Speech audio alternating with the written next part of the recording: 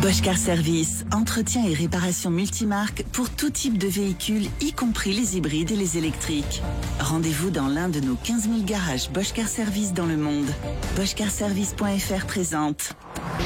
Sud Radio, on parle auto, 11h-13h, Jean-Luc Moreau, Laurence Perron. Et nous sommes heureux d'être de nouveau avec vous en cette fin de matinée pour ce week-end. Qu'est-ce qu'il a rigolé l'ami Jean-Luc, bonjour. Alors, bonjour à toutes les auditrices, tous les auditeurs et bonjour à Dame Laurence. C'est la dernière pour vous? Non, mais on non. pourra aller vous voir au Père-Lachaise à partir de la semaine prochaine, enfin ce qu'il en reste. Pourquoi? Parce que je fais un peu la dame au camélia en ce moment. Oui, j'ai c'est chopé terrible. une grosse rhinite. Non mais je vous soupçonne quand même d'avoir fait exprès de tomber malade pour pouvoir prendre des grogues. Non, Justin, non pas Tout Bridou, ça pendant le c'était... dry January en plus. Bon, apparemment, vous savez bien, je ne l'ai pas suivi.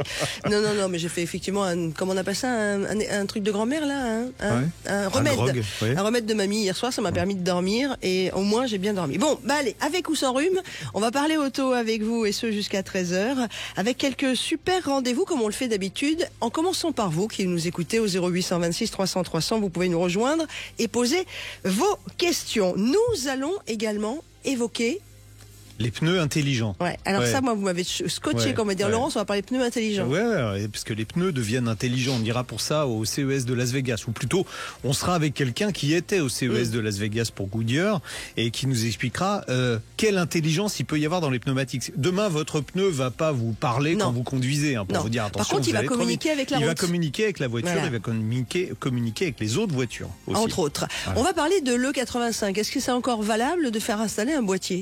C'est une bonne question. On vous y répondra tout à l'heure. On va poser une autre bonne question aussi en début d'émission. Est-ce que l'Europe veut interdire la réparation des voitures anciennes? Vous savez que la semaine prochaine, c'est le salon Rétromobile, donc c'est d'actualité. On aura d'ailleurs avec nous dans cette émission l'organisateur du salon pour nous expliquer ce qu'on pourra voir à Rétromobile la semaine prochaine. N'oubliez pas, nous serons en direct pendant les 2 heures depuis le stand Renault. Donc si vous voulez nous voir, vous serez les bienvenus. Et puis vous avez envie de vendre ou d'acheter une voiture d'occasion. Là aussi, on a un super rendez-vous aujourd'hui. Exactement. On a un ami qui va vous aider à vendre ou acheter une voiture d'occasion. Cet ami il s'appelle Ewigo et on vous expliquera tout à l'heure comment ça fonctionne avec son fondateur, Florent Barbotto. Et puis dans quelques instants, on vous propose de commencer avec le premier sujet de notre rendez-vous. Est-ce que l'Europe veut interdire la réparation des voitures anciennes? Là aussi, on va poser la question à notre invité qui nous attend dès maintenant. Sud Radio, on parle auto et de sécurité. Avec Sécuritest, prenez rendez-vous en ligne pour votre contrôle technique dans un de nos 1000 centres sur securitest.fr. Et vous pouvez bien sûr suivre cette émission également sur la page Facebook de Sud Radio et échanger entre vous comme vous le faites tous les samedis. Stéphane Schlesinger, bonjour.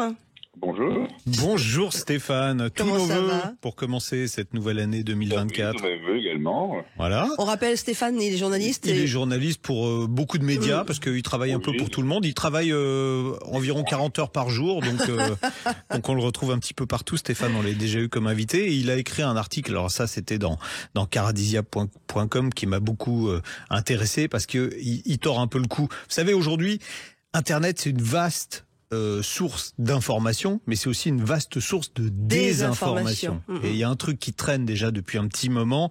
Il paraîtrait qu'on va interdire, en gros, aux vieilles voitures de circuler. Aux vieilles voitures, mais surtout, on va interdire la réparation des vieilles voitures. Bon, alors évidemment, c'est pas vrai, mais il faut peut-être expliquer le cheminement de cette fausse information. De cette fausse information. De cette intox, et la démonter de la même manière. Alors c'est parti d'où alors? Oui Stéphane, c'est parti d'où? Il y a un projet de directive, il n'y a même pas une directive, c'est un projet de directive qui a été établi a priori le 13 juillet dernier, qui traite de la réparation des voitures en général.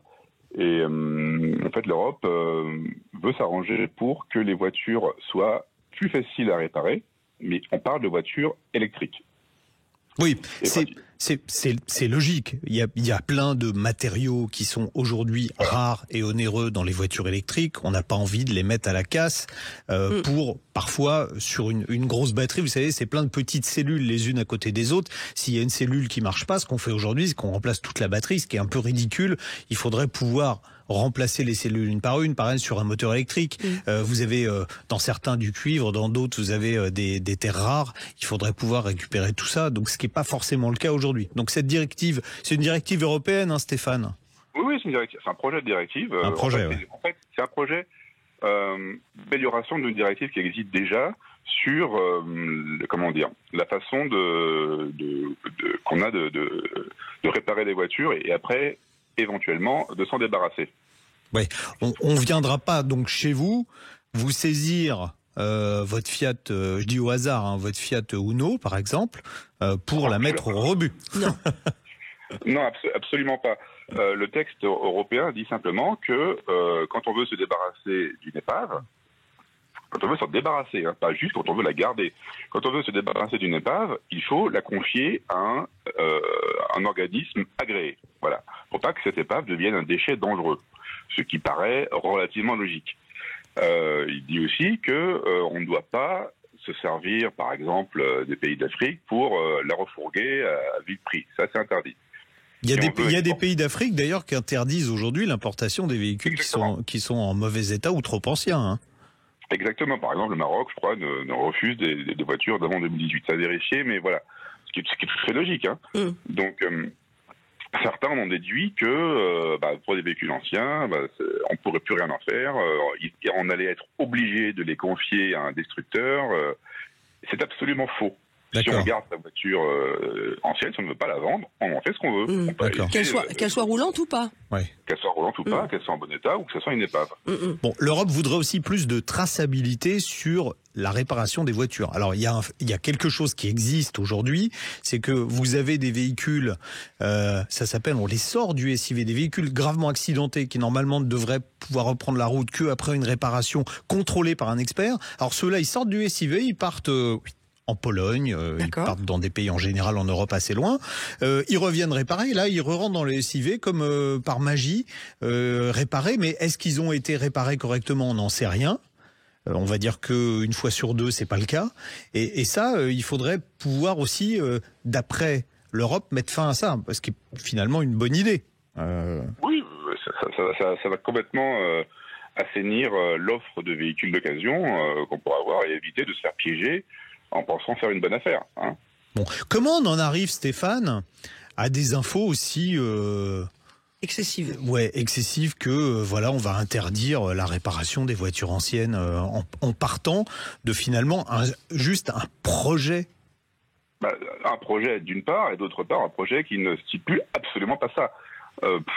Oui, vous l'avez lu en entier en fait le projet. Le problème aujourd'hui, c'est que les gens vont tellement vite, ils vont jamais à la source de l'information. Alors. Il y a d'une part ça, évidemment, et ça demande du temps, effectivement. Et stader un projet de directive européenne à lire, c'est quand même pas évident. C'est pas mal de jargon. Donc, pour comprendre ce qu'il y a écrit, faut dire passer un peu de temps. Et effectivement, je pense aussi qu'il y a des gens qui se servent de ça pour diffuser des infos alarmistes, je sais pas, pour faire plaisir, ou parce qu'ils sont conspirationnistes, ou quoi, ok. Ou ils font du spectacle, tout simplement. Moi, je connais plein de gens qui balancent tout un tas d'infos, qui vérifient pas parce que c'est spectaculaire et que, on va dire ça fait du clic, voilà. Quand c'est sur Internet, ça attire les internautes. Ils vont voir par curiosité malsaine, même si l'info est fausse, il y a du monde qui passe. Oui, et puis en plus, souvent c'est bien tourné, donc les gens, ils n'ont pas forcément le temps d'aller tout vérifier, ils croient ce qui est écrit, ce qui peut être, ce qui est compréhensible.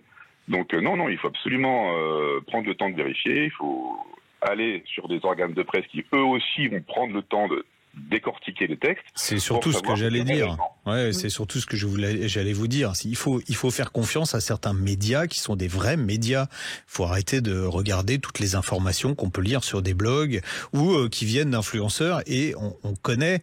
Alors d'une part les influenceurs, comme leur nom l'indique, ils sont influencés, donc on n'a pas forcément une information fiable ou objective.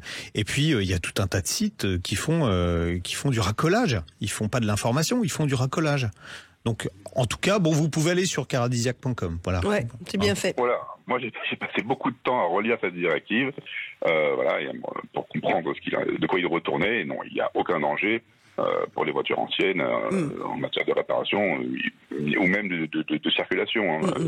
Il faut souligner qu'en France, on a la FFVE qui fait un gros travail justement pour permettre aux voitures en catégorie de collection de circuler sans restriction. Ça, c'est vachement bien. Ouais. Dans votre article, d'ailleurs, Stéphane Schlesinger, sur Caradisiac, vous parliez de l'obligation, par contre, qui pourrait être vraiment bien, que les voitures ne reviennent pas sur le territoire dans de mauvais état, enfin celles qui sont parties. Oui, ce qu'on disait tout à l'heure, les voitures qui sortent du SIV. Oui, mais parce qu'il y a vraiment des cas, enfin on en entend parler tout le temps, des cas de gens qui se font avoir, ils achètent une voiture en pensant qu'elle a une occasion correcte et au final c'est une poubelle et ça marche plus quoi. Mais dans l'historique, vous pouvez le voir aujourd'hui, sur Istovec, là, le site de l'État, si la voiture est sortie du SIV, attention, c'est parce que sortie du SIV, ça veut dire que elle n'avait plus le droit de circuler chez nous, on l'a sortie du SIV. Avec son numéro.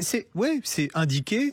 C'est indiqué sortie du SIV à telle date. Et si elle re-rentre dans le SIV un an après, ça veut dire qu'elle a été réparée dans un pays étranger et qu'elle est re-rentrée dans le SIV, mais sans qu'on vérifie si la réparation était faite correctement. Donc là, nous maintenant... Donc un véhicule comme ça, très honnêtement, vous l'oubliez tout de suite. Bon, ça dépend, parce qu'une voiture... Ah oui, ça dépend, mais à moins d'être expert automobile et de pouvoir juger de la qualité des réparations, il y a un risque qui est quand même important. Il faut voir comment c'est documenté derrière. On peut très bien voir une voiture qui est sortie du SUV pendant, 15 jours, ça arrive. Hein. Oui, 15 jours, oui, mais si elle est sortie un an.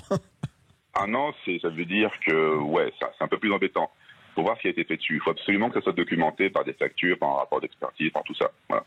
Mais en tout cas, il fallait qu'on fasse un point sur cette fausse information qui traînait puis sur même Internet en admettant que cette directive soit finisse par passer, il faudra ensuite qu'elle soit transcrite en droit français. Ça va prendre encore pas mal de temps. Et puis quoi qu'il arrive, il n'y a rien qui stipule dans cette directive que éventuellement un jour on vous interdirait de réparer votre voiture ancienne, voire pire, on viendrait vous la chercher. C'est absolument faux, ça n'existe pas. Bon, voilà. Stéphane, sauf si c'est Jean-Luc Moreau qui vient sonner chez vous, qui vient la chercher, là vous êtes obligé de lui céder. Voilà. Stéphane Schlesinger, et je vais inviter tous ceux qui nous écoutent à retrouver votre article complet sur caradisiac.com. Le titre de cet article, l'UE, donc l'Union européenne, interdirait la réparation des voitures anciennes. Intox, voilà. Tout le monde sur caradisiac.com. Merci beaucoup Stéphane. Merci Stéphane. Mais après avoir fini d'écouter On parle auto sur Sud Radio. Oui. Quoique normalement on peut lire et écouter en même temps, mais ça peut être un peu compliqué. Allez, à suivre. D'ailleurs, on va l'écouter. C'est Stéphane qui arrive au standard de Sud Radio au 0826 300 300 et qui a une question à nous poser. À tout de suite. Sud Radio, on parle auto et de sécurité. Avec Sécuritest, prenez rendez-vous en ligne pour votre contrôle technique dans un de nos 1000 centres sur securitest.fr. Bosch Car Service, entretien et réparation multimarque pour tout type de véhicules, y compris les hybrides et les électriques. Rendez-vous dans l'un de nos 15 000 garages Bosch Car Service dans le monde. BoschCarService.fr présente. Sud Radio, on parle auto, 11h-13h, Jean-Luc Moreau, Laurence Perron. Et dans quelques minutes, ce sera l'essai de la semaine et l'ami Jean-Luc va prendre le volant d'une petite voiture. Une fois n'est pas coutume, il s'agit de la Smart. Alors elle n'est pas si petite que ça, parce que c'est fini les Smart de place. Elle est quand même pas très grande. Non, elle n'est pas très grande, mais elle dépasse largement les 4 mètres quand même. Donc, oui, alors que c'était 2,50 m, une Smart pour tout. Bon, vous nous direz tout dans quelques instants. Hashtag One Premium. Quel nom? Ils ont trouvé des beaux noms, c'est vraiment bien. Premium. Par contre, moi je préfère celui de Stéphane comme nom. Mais c'est l'émission spéciale Stéphane. On avait Stéphane Schlesinger, maintenant on a Stéphane, encore une fois. Bonjour Stéphane. Bonjour. Au 0826 300 300, on vous écoute Stéphane. Ouais, en fait, c'est assez simple. J'ai une petite question toute bête. J'ai commandé une voiture via mon entreprise, en fait, via un loueur que je ne nommerai pas, mais qui s'appelle ALD. Et un petit loueur, vraiment, ils viennent de débuter dans le métier. Vous avez commandé une voiture, pareil, une voiture électrique d'une petite marque américaine qui débute aussi. Qui commence par un T. Ouais, exactement. Et une Tesla Y, dites tout parce que c'est important. C'est ça, Tesla Y, et quand j'ai commandé, le commercial de Tesla m'a dit, attention, n'oubliez pas que maintenant, c'est le prix, non pas total de la voiture, mais le prix de base qui vous permet d'avoir le bonus écologique, c'est-à-dire moins de 47 000 euros. Moins de 47, Voilà, donc ce qui était le cas dans mon cas. Effectivement, le prix total dépassait de 200 euros. Et au final, dans le devis que j'ai reçu, et que j'étais un peu obligé de signer, le bonus n'était pas compris. Ah oui, non, alors là, non, retour chez Monsieur ALD. Alors attendez, faut expliquer là. Expliquez-nous. Alors, aujourd'hui, vous savez que le bonus a changé déjà. Alors, je fais simple, les voitures qui sont construites à l'étranger, plus de bonus. Bon, la Tesla Y coup de peau, elle est fabriquée en Allemagne, dans une usine à côté de Berlin, donc elle a encore droit au bonus. Oui, donc on a le bonus. Construit en Europe. Vous avez dit à l'étranger, mais non. Non, mais Europe. c'est pas que construit en Europe. C'est normalement il y a un calcul environnemental sophistiqué. Donc il y a des voitures certainement construites en Europe qui n'y auront pas droit, mais pour l'instant elles y ont toutes droit. À condition qu'elles ne dépassent pas 47 000 euros. Alors le bonus, tiens, j'en profite pour dire, pour l'instant, on sait toujours pas de combien il est. Il était de 5 000 €. On a dit il descendra à 4 000, mais les textes n'ont pas été signés, donc c'est toujours 5 000 jusqu'à preuve du contraire. Donc essayez de profiter en ce moment de ce flou artistique pour gagner 1000 balles de plus si votre voiture électrique vaut moins de 47 000 €. Et ces 47 000 €, c'est d'ailleurs les commerciaux de Tesla qui avaient mis le doigt là-dessus. Ces 47 000 € en prix de base, les options ne sont pas comptées. D'ailleurs, le texte de loi que j'ai sous le pif, je vais vous le lire, parce que moi aussi j'ai cherché quand même. Alors, le prix ne prend pas en compte les éventuelles remises ou déductions liées à la reprise d'un véhicule existant, bon ça on comprend, les équipements non intrinsèques du véhicule comme les options. Voilà, qui sont à déduire du coût d'acquisition. Les services annexes comme les frais d'immatriculation, etc. Donc c'est bien écrit noir sur blanc, les équipements non intrinsèques du véhicule comme les options. Donc c'est le prix hors option. Donc vous prenez le prix de base. Logique. Bah oui, c'est logique. Bah ouais. Vous prenez le prix de base et s'il est inférieur à 47 000 €, vous avez droit à la réduction pour le moment de 5 000, peut-être de 4 000 bientôt.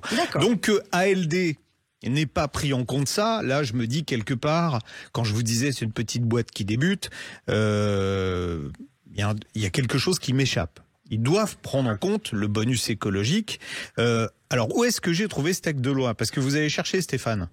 Oui, j'ai cherché un peu sur les différents sites du gouvernement et au final, après quelques minutes, j'ai dit faut demander à un vrai spécialiste. Je vais demander à Jean-Luc. Eh ben très bien, très bon réflexe pour demander à Jean-Luc. 0826 300 Alors, 300. Vous pouvez trouver ça, mais moi, je compte sur vous pour l'envoyer à LD. C'est dans les fiches pratiques, c'est dans prime à la conversion, tout ça attaché. primealaconversion.gouv.fr. Peut-être qu'on le mettra sur le site internet. Ensuite, c'est bonus écologique, accueil, médias, documents, mes démarches, PDF, machin, etc. Et c'est en page 9, 9 sur 11 du truc. Ouais. Alors, quand vous savez pas où c'est, effectivement, on peut perdre vraiment beaucoup de temps à chercher. Bon, moi je l'ai sous le nez, là, j'ai la fiche ministère de la transition énergétique, ministère de la transition énergétique, donc c'est primealaconversion.gouv.fr, c'est le site. Et sur ce site-là, vous allez trouver le texte. N'hésitez pas à renvoyer le PDF à votre commercial. Il a dit quoi d'ailleurs? Parce que vous me dites ça dépassait de 200 €. Il n'est pas très commercial, votre commercial. Non, mais il m'a alerté et en fait, comme je passe par un tiers via mon entreprise, du coup, le tiers il m'a dit bon, attendez la livraison puisque ça a été commandé le 4 décembre et dès que vous avez la livraison de la voiture, ce qui n'a pas encore été fait, on va revenir vers le loueur pour lui signifier qu'il faut qu'on revoie le contrat puisque ça on peut le faire après la livraison. D'accord, voilà. D'accord. Mais je voudrais revenir avec des preuves et puis des éléments intangibles. C'est ça, oui, vous l'aurez là. Ce que je ferai, c'est que je vous enverrai le. Par mail. J'ai votre téléphone, donc je vais vous faire une photo du truc. Il y a l'adresse dessus, comme ça. Il suffit d'aller chercher ça sur le site officiel et puis vous leur envoyez le PDF. Ce qui est dingue, c'est que les professionnels soient pas tous au courant, quoi. Et qu'en l'occurrence le loueur. Normalement, c'est leur métier. Bah oui, c'est ça qui est dingue. C'est leur métier. En plus, là, vous allez pouvoir, Stéphane, profiter du grand flou administratif. Pour les entreprises, de toute façon, c'était que 3 000. Oui, c'était que 3 000, mais ça devait baisser. Ça devait baisser aussi. Et là, pour l'instant, ça a pas baissé puisque les textes ne sont pas sortis. Donc ça va vous permettre de gagner 1 000 €. C'est toujours ça de prix. C'est votre société, mais bon. Autant les mettre dans des prix. C'est vous qui payez. Alors, il y a une partie où je complète, parce que la société comprend tout, et donc j'ai fait le calcul, c'est 63 € de moins par mois pendant 4 ans. C'est bien, Ah oui, non mais attendez, ça. C'est énorme. Ça compte. Oui, parce que dans la carte policy que vous autorisez votre société, il n'y avait pas le Tesla Y, donc vous payez le différentiel, c'est comme ça que ça marche. J'ai un forfait et comme ça dépasse un peu, je complète. Ouais. Voilà. D'accord. En tout cas, vous avez bien fait parce que c'est une chouette voiture. Et vous nous tenez au courant, Stéphane? Oui, avec plaisir. Bon, je vous envoie ça. Vous ayez été déclaré d'utilité publique. Merci Stéphane. C'est drôle ça. Bonne journée. Je vais l'appeler comme ça maintenant, Jean-Luc d'utilité publique. Merci beaucoup. On essaye, contrairement à beaucoup qui font du spectacle, on essaye nous de donner des informations. C'est ça la différence. Bon, allez, monsieur. D'ailleurs, Jean-Luc. on reviendra. Là, j'attends les textes officiels sur le fameux diesel GPL qui marche pas, parce que j'étais tout seul à vous dire que ça marchait pas. Mais je vais avoir des textes officiels de l'UTAC et du ministère. D'accord. On en parlera quand il sera le moment, parce que là, on va essayer une Smart. Ouais. Okay voilà. Allez, on fait ça. Biomotors, agissez pour la planète en roulant au superéthanol et économisez jusqu'à 50% sur votre carburant. Présente Sud Radio, on parle auto. Et on prend le volant. Et on prend le volant évidemment dans quelques instants. Juste pour moi, le temps de vous dire que d'ici quelques minutes, on va savoir s'il faut encore installer des boîtiers E85. Est-ce que ça vaut encore le coup financièrement? Mais tout de suite, l'ami Jean-Luc, on va retrouver l'essai complet de votre Smart #One Premium sur la page YouTube de Sud Radio. Mais vous allez déjà nous en parler maintenant. Voilà, alors terminer les micro-citadines, parce que c'est vrai quand on dit Smart, on pense à la petite citadine rikiki de place, 2,50 m de long, qui était une super idée à la base de Nicolas Hayek, le fondateur de Swatch, et puis ensuite reprise par Mercedes. Mais sauf que Mercedes a revendu une partie de la marque au groupe chinois Geely, et la production ne s'oriente plus vers les micro-citadines, mais vers les SUV électriques beaucoup plus rentables. Donc, le #One Premium, c'est... Ouais. Alors, heureusement, sa bouille elle est plus sexy que son patronyme. C'est un petit SUV tout en rondeur.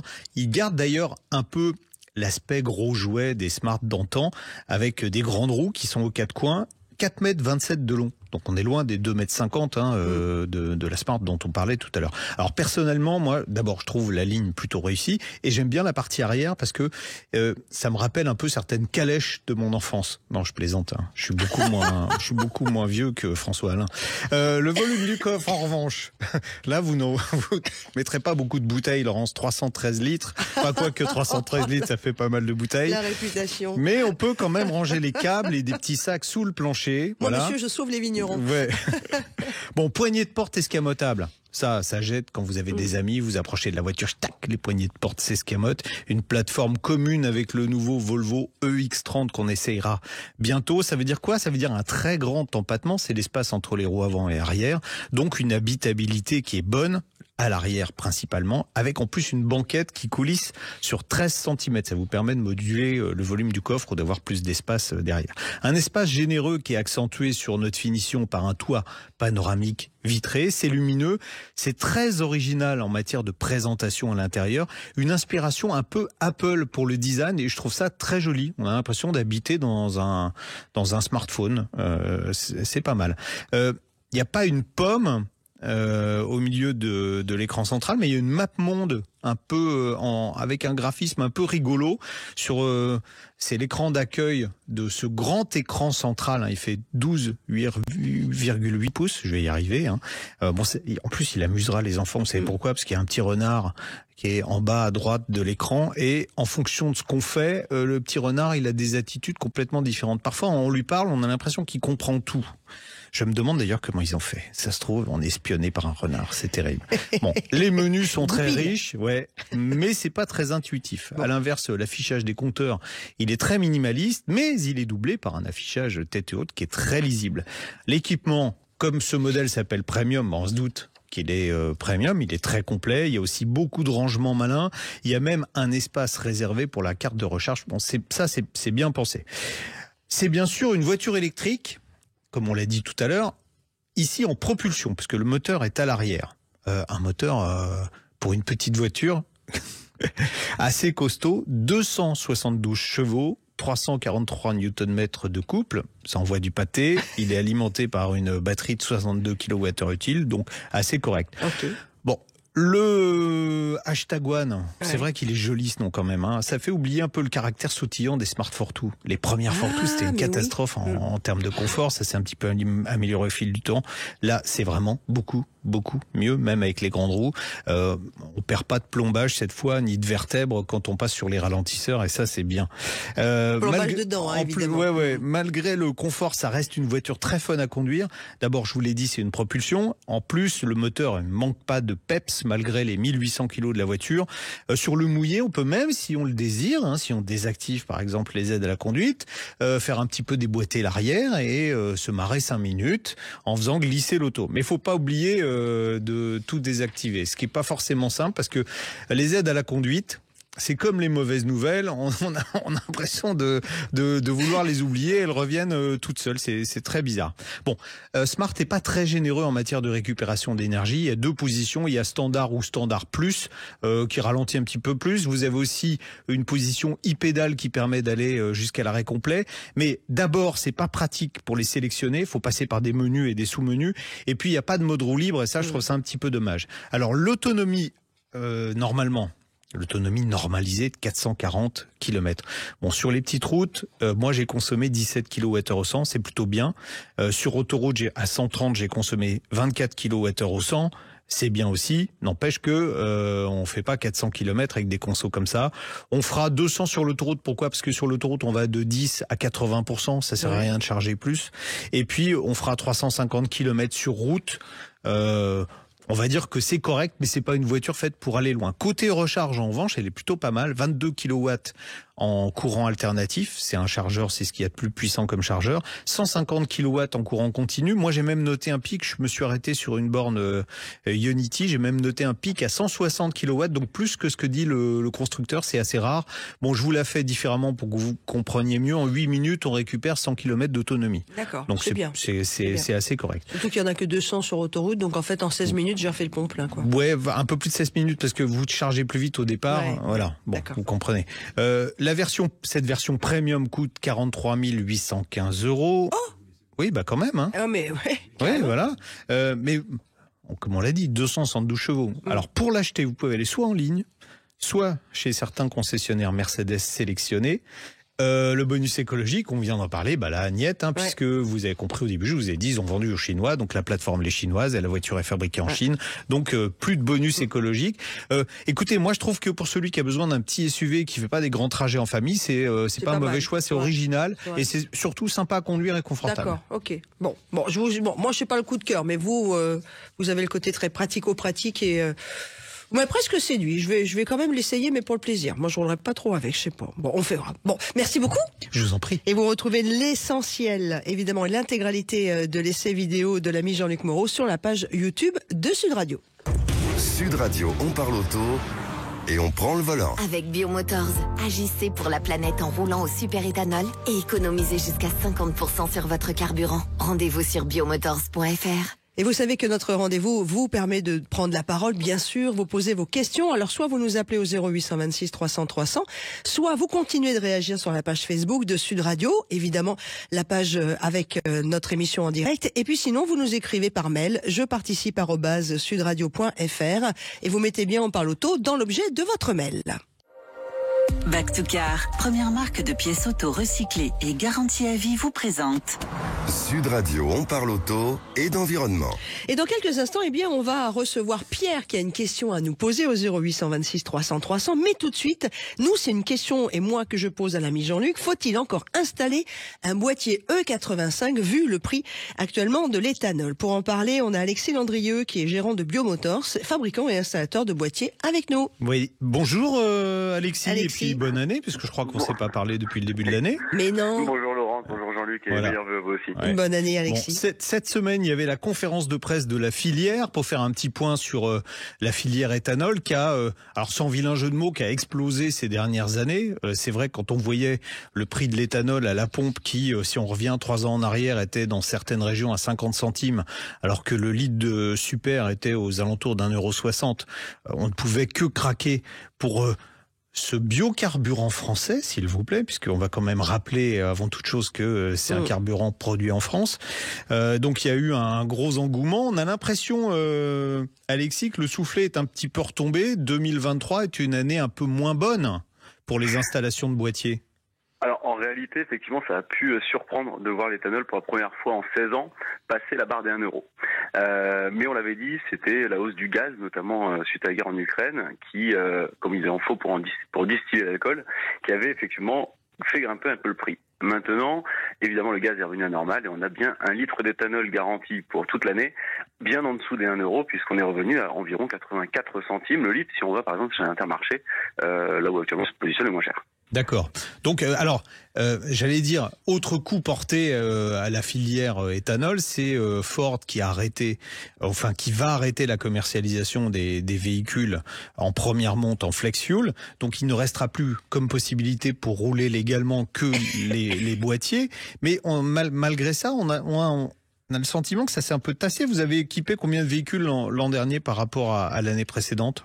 Alors, on n'a pas communiqué de chiffres particulièrement sur l'année dernière, mais on a préféré donner les chiffres depuis l'homologation, parce que le marché, comme je l'ai dit, l'éthanol existe depuis 16 ans, on existe nous depuis 12 ans, mais réellement le marché a décollé depuis 2017, parce que ce qui était attendu, c'était évidemment d'avoir une garantie et d'avoir un suivi, une traçabilité sur les équipements de conversion, et donc on est capable de dire aujourd'hui que c'est 250 000 véhicules au totalité des équipements de boîtier qui ont été réalisés depuis 2017, ce qui est une énorme progression. D'accord. Ça coûte combien aujourd'hui un boîtier Alors vous allez me dire, ça dépend du moteur qu'on va équiper, mais pour un véhicule standard 4 cylindres, ça coûte combien à peu près? Alors on est à partir de 750 € et ça va jusqu'à environ 1200 € pour des moteurs de plus grosse cylindrée ou en injection directe. Est-ce que l'effet d'échelle, le fait d'avoir installé 250 000 boîtiers, ça n'a pas permis de diminuer un petit peu les prix? Comment ça se ventile déjà? Parce qu'il y a des gens qui ont le sentiment que le prix du boîtier, c'est juste l'installation en fait d'un module électronique. En plus, il y a d'autres choses. Il y a l'assurance, il y a l'installation du boîtier, la fabrication du boîtier. Comment ça se ventile ça dans le prix? À ventiler, oui, dans le sens ventiler. En fait, depuis 2019, le prix des boîtiers, de notre part, en tous les cas, en tant que fabricant, n'a pas augmenté. Et c'est quand même à souligner parce que rien n'a pas augmenté depuis 2019, en fait. Donc, on a réussi à faire face à la rupture des composants électroniques, l'inflation, et tout ça en maintenant nos tarifs. C'est ça l'effet volume qui s'est fait sur les boîtiers. Ensuite, comment ça se ventile? On a effectivement la part de contrôle liée à la partie production des boîtiers, donc pour garantir que la qualité reste identique, et ce, quelles que soient les quantités vendues. Donc ça, c'est l'homologation qui le permet d'avoir cette traçabilité sur les boîtiers. Et puis, ça se ventile ensuite par l'installation au travers d'un réseau d'installateurs qu'il faut là aussi suivre parce que c'est la grande, on va dire, le vrai sujet que c'est le gros challenge, oui. On en parle souvent d'ailleurs dans l'émission. Et d'ailleurs, c'est quelque chose sur lequel, en début d'année, par exemple, qu'est-ce qui est compris dans ce prix de boîtier? C'est notamment chez nous 18 collaborateurs sur le terrain qui ont été mis en place début janvier pour être vraiment beaucoup plus réactifs pour le suivi, la traçabilité et l'assistance, on va dire l'assistance au réseau d'installateurs, parce que c'est évidemment primordial d'être réactif en tous les cas sur le suivi des installations. D'accord. Donc vous êtes en train de nous dire, bon la filière, bon il y a peut-être un peu moins de boîtiers qui sont installés maintenant, mais ça reste, ça s'est professionnalisé. Vous allez avoir des techniciens qui vont passer partout pour régler les problématiques de mauvaise installation ou de peut-être mauvais usage, j'en sais rien, je sais pas si ça peut exister aussi. Ou simplement renouvellement de formation. En fait, la formation doit être renouvelée pour les installateurs tous les 3 ans, mais on peut faire du complément de formation tout au long effectivement de l'année. Et ça, c'est vraiment le but pour nous de maintenir cette formation continue auprès de nos garages. Bon, j'imagine qu'aussi au fil du temps, vous avez appris à mieux concevoir les boîtiers pour les moteurs les plus récents, parce qu'au départ, il y a eu sur certaines motorisations, il y avait des vrais soucis d'adaptation à l'éthanol. Tout à fait. On a été le premier fabricant en 2015 à développer le boîtier pour l'injection directe. Aujourd'hui, il représente la moitié de nos ventes. Donc la moitié en injection indirecte, la moitié en injection directe. Donc injection directe correspondant aux véhicules les plus récents.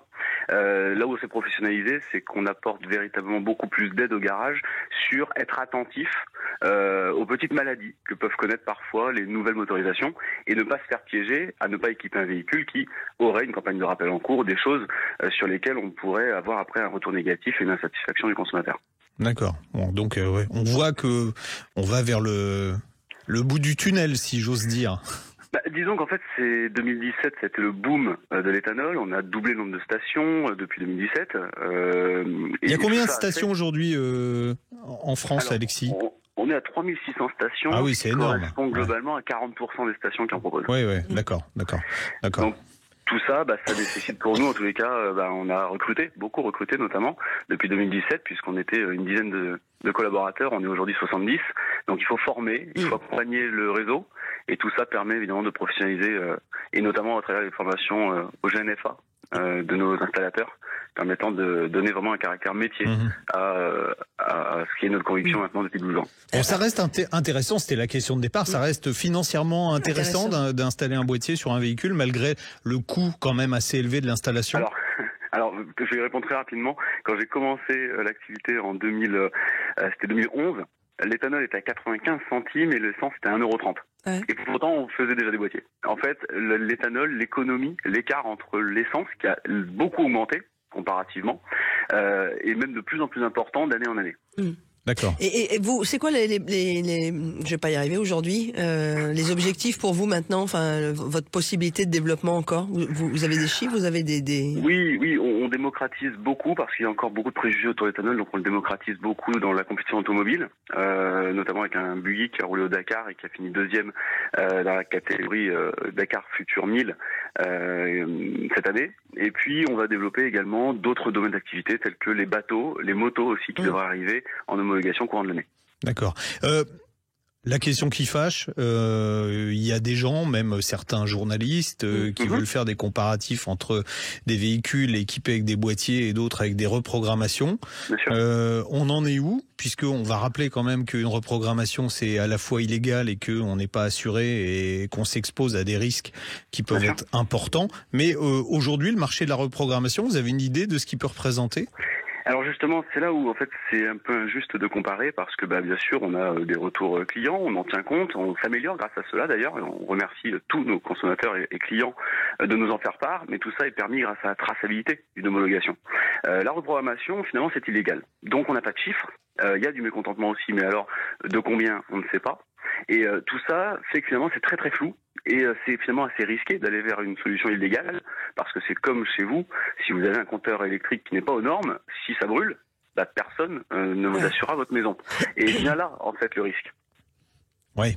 Est-ce qu'il peut y avoir des risques techniques aussi à une reprogrammation pour le moteur ? En fait, le constructeur considère ça comme du vol industriel, puisque vous savez, vous modifiez le calculateur et donc le logiciel du constructeur. Dès lors, votre véhicule sera blacklisté absolument partout, parce que plus personne ne voudra mettre le main dedans.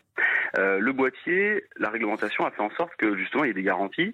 Le boîtier finalement s'adapte en plus, et surtout il est prévu pour ça. C'est-à-dire qu'il y a un capteur de carburant qui détecte le taux d'éthanol, vous avez une assistance au démarrage à froid. Tout ça n'est pas compris dans une programmation. Donc finalement, on adapte quelque chose qui n'est pas fait pour faire cette fonction-là.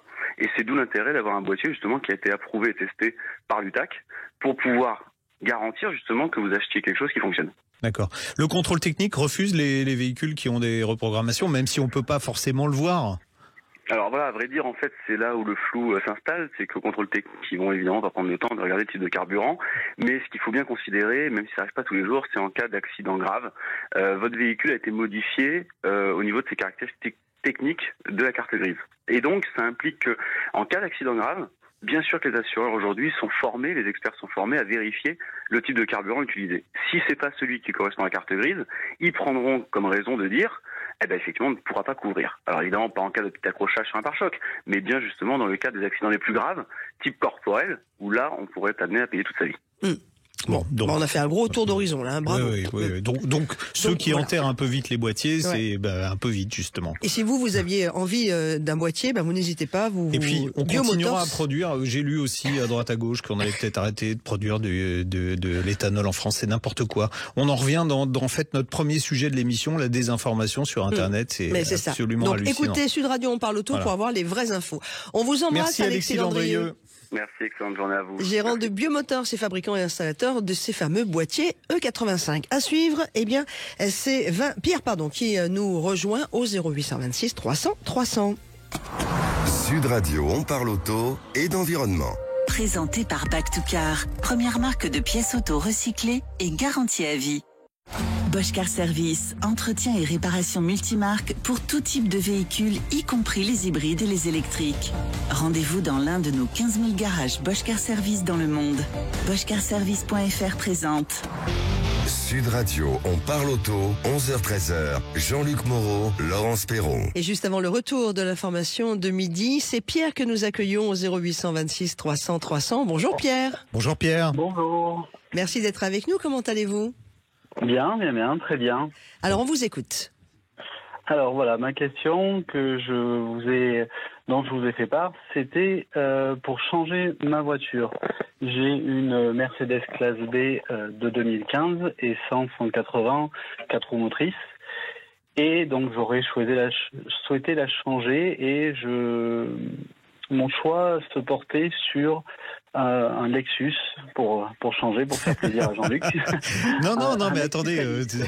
Non, mais vous êtes, ça y est, je cherche la fiabilité, donc c'est vrai que... C'est la réputation de Jean-Luc maintenant. Ouais. Non, mais dans vos critères de choix, il y a les 4 roues motrices. Vous allez souvent à la montagne, vous faites quoi pour avoir 4 roues motrices? J'habite à 1000 mètres d'altitude. D'accord, oui, ok. Voilà. Ça justifie. Donc je suis en moyenne haute montagne, en Haute-Loire. Ah, Haute-Loire, très bien. Voilà, en Haute-Loire, limite Haute-Ardèche, et on est amené à avoir des routes qui sont pas forcément dans un état nickel, enneigées. Alors il y a du gravillon, il y a tout ça, mais c'est vrai que c'est une sécurité vraiment dans la conduite de tous les jours, et c'est un critère indispensable pour moi et surtout pour ma femme. Elle m'a dit je veux bien aller à la campagne en altitude, mais il faut être motrice. Mais vous savez quoi en plus sur les... Alors là, je parle des véhicules hybrides avec un moteur électrique pour assurer la transmission intégrale. Donc il y a 2 moteurs électriques, un à l'avant, un à l'arrière.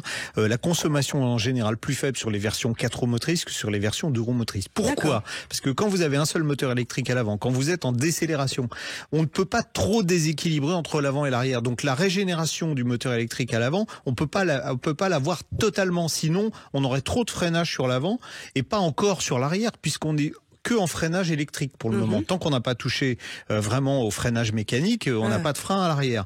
Donc pour éviter de trop déséquilibrer la voiture, on limite ce freinage régénératif à l'avant, alors que quand on a un autre moteur électrique à l'arrière, on peut mettre du freinage électrique en même temps à l'arrière, et vous comprenez bien que si on a 2 moteurs électriques, un à l'avant qui freine plus et un à l'arrière qui freine aussi, on va récupérer plus d'énergie en décélération. Donc, comme on récupère plus d'énergie, on charge plus vite la batterie, et lors des accélérations, on peut utiliser cette énergie gratuite entre guillemets pour faire baisser les consommations. Donc et en plus toutes les versions alors les Lexus en général sont 4 roues motrices, mais même sur les Toyota qui ont le choix, sur un RAV4 vous pouvez avoir 2 roues motrices ou 4 roues. Moi je conseille vraiment de prendre le 4 roues. Ne serait-ce que pour cette raison-là, mais aussi parce que le comportement est plus équilibré avec les 4 roues motrices. Bon, alors, donc je ne peux que aller dans votre sens, puisque votre choix c'est la fiabilité. Vous m'avez dit que vous vouliez voir un NX, c'est ça? Donc pas un RX, pas le gros, un NX, mais c'est déjà très bien. Un NX 350H par exemple, franchement, franchement c'est vraiment très bien. C'est quoi votre budget? Parce que c'est ça en fait après le... Alors mon budget il n'est pas complètement arrêté, mais je peux monter jusqu'à 35 ou 40 000 euros parce que je voudrais. Je l'avais acheté neuve. Hein. Clairement, la Mercedes, je l'avais acheté neuve en 2015 à 45 000 euros, et ce serait à peu près dans ces mêmes budgets pour avoir quelque chose qui dure. Vous voyez, elle a maintenant, elle a plus de 9 ans et elle est nickel, quoi. Oui, un NX 350H, ça doit rentrer dans votre budget. En neuf? Non, pas en neuf, en occasion. Non, je parle en occasion. Non, là, moi, je vais aussi en acheter. En neuf, on est aux alentours de 65 000. Alors, donc, ça passe. Mais occasion, combien de kilomètres alors dans ce budget-là? Mais alors, je vais dire ce que je dis à chaque fois quand on parle des Lexus, le kilométrage. Autant pour plein de voitures, il est important de regarder d'abord le kilométrage. Là, franchement, le kilométrage, de toute façon, ça va être des véhicules relativement récents, donc ils auront très peu de kilomètres. Ils auront moins de 50 000 kilomètres. Donc moins de 50 000 kilomètres sur un Lexus, on peut y aller les yeux fermé. Ce qui va plus compter dans votre cas, c'est la finition. Moi je suis je prends une finition exécutive, donc c'est la finition haut de gamme, quitte à avoir un peu plus de kilomètres sur le véhicule, la finition exécutive avec les sièges chauffants ventilés, ça votre femme va adorer. Le grand pas que les femmes, vous voilà, aussi, mais non, mais non. Oui, on l'a déjà sur la Mercedes. Voilà. Voilà. Donc même les hommes aiment le confort, monsieur Jean-Luc Moreau. Non, mais le système audio à 17 haut-parleurs Mark Levinson, ça déjà, vous voyez, vous avez une salle de concert sur roue, franchement, c'est très bien. En plus, cette version est relativement sobre. En roulant gentiment, moi, quand je l'avais essayé, j'avais consommé 6,1 litres de moyenne. Donc pour un engin qui fait 244 chevaux, c'est quand même pas mal. Puis comme vous êtes dans une zone où ça monte, ça descend, là c'est bien pour de l'hybride. L'hybride, c'est pas bien pour faire quoi? Vous habiteriez dans les Landes et vous me diriez, je fais de l'autoroute, je fais 100 bornes d'autoroute le matin, 100 bornes d'autoroute le soir. Je vous dirais, achetez un diesel. Mais là, vous êtes en montagne. D'abord, les 4 roues motrices, c'est quand même bien. Ça monte, ça descend. Donc là, les descentes, ça va charger. Voilà. Non, je ne peux. Donc, Il vous reste que la couleur à choisir. Ouais. Exactement. Alors il existe aussi ce modèle en hybride rechargeable, mais il va être plus cher. Et non, ça va être plus cher. Bon. Et franchement, pour l'usage que vous en avez, vous seriez en agglomération peut-être mais là non, pour l'usage que vous en avez. Et en habitabilité, on se retrouve. Ah non, c'est très bien. Ah ouais, non, c'est très bien. Vous avez un grand coffre, hein. Oui, non mais c'est une grosse voiture. On a 2 enfants et Et un chien. on était déjà bien. Non, parce que ça fait 4,60 m de long quand même. C'est un gros pépère. Hein. Et vous avez un grand coffre. Il fait 545 litres le coffre. Alors vous voyez. En plus, voilà, il y a une modularité qui est. Il est beau, hein, moi je l'aime bien. Hein. Non mais c'est une belle auto. C'est une belle auto. C'est une belle auto. Bon super, voilà. Bon il vous reste à le choisir et nous envoyer la photo dès que vous l'avez trouvé. Parfait, je fais ça. Très bien. Ouais, non, mais vous ne pouvez être que satisfait, franchement. D'accord. On vous embrasse. Et votre femme sera ravie. Voilà. Ah, super. Ça compte. Et d'ailleurs, juste Pierre, hein, comme ça pour faire un petit point, parce que vous avez sans doute à vendre votre Mercedes classe B de 2015 essence, avant la fin de l'émission, on va avoir un super sujet sur comment faire confiance, comment vendre sa voiture d'occasion, avec une société qui s'appelle Ewigo. Nous, on a craqué, donc restez bien à l'écoute jusqu'à 13h. On vous embrasse, Pierre. Je suis un auditeur fidèle, donc je resterai sans aucun souci. Eh ben top. Merci Pierre. Allez, au revoir Pierre. Bonne journée, au revoir. Et bon week-end. À suivre, évidemment, le rappel de l'actualité de midi, et puis on attaquera la deuxième heure avec notre chronique pneus, des pneus intelligents. À tout de suite. Bosch Car Service, entretien et réparation multimarque pour tout type de véhicules, y compris les hybrides et les électriques. Rendez-vous dans l'un de nos 15 000 garages Bosch Car Service dans le monde. BoschCarService.fr présente. Sud Radio, on parle auto, 11h-13h. Jean-Luc Moreau, Laurence Perron.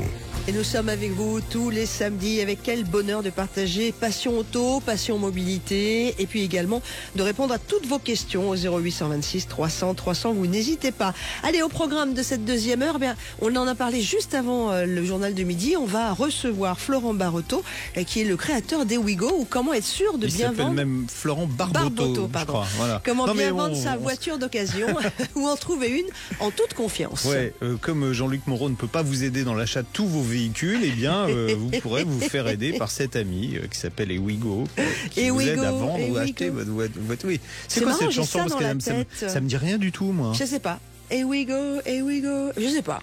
J'ai peut-être entendu ça dans un match de rugby ou je ne sais pas. On va aussi parler de rétromobile puisque la semaine prochaine on y sera. Ouais, c'est le gros événement de la semaine prochaine. Ça ouvre au public mercredi matin avec c'est la grosse 48e édition quand même de Rétromobile, le plus grand salon français dédié aux véhicules de collection. On sera présent, et ça vous le savez, on vous l'a déjà dit tout à l'heure, on sera présent les 2 heures sur le stand de Renault la semaine prochaine. Donc, et mon petit doigt m'a dit que vous y seriez toute la semaine, vous. Ouais, moi j'y serai toute la semaine tous également. Les jours. Ouais, je serai parce qu'il y a beaucoup en fait. L'organisation a décidé d'innover cette année et il y a plein d'expositions avec des animations. Ouais, c'est bien, et je serai là en particulier pour interroger des pilotes célèbres. Si je vous dis Sébastien Loeb, il fêtera ses 50 ans, donc je serai avec Sébastien. Je serai avec Jacques X également pour parler du Dakar. Donc franchement, des expos super. On fêtera les 100 ans de l'autodrome de Montlhéry, l'Utac. Il n'y a que du bonheur en fait.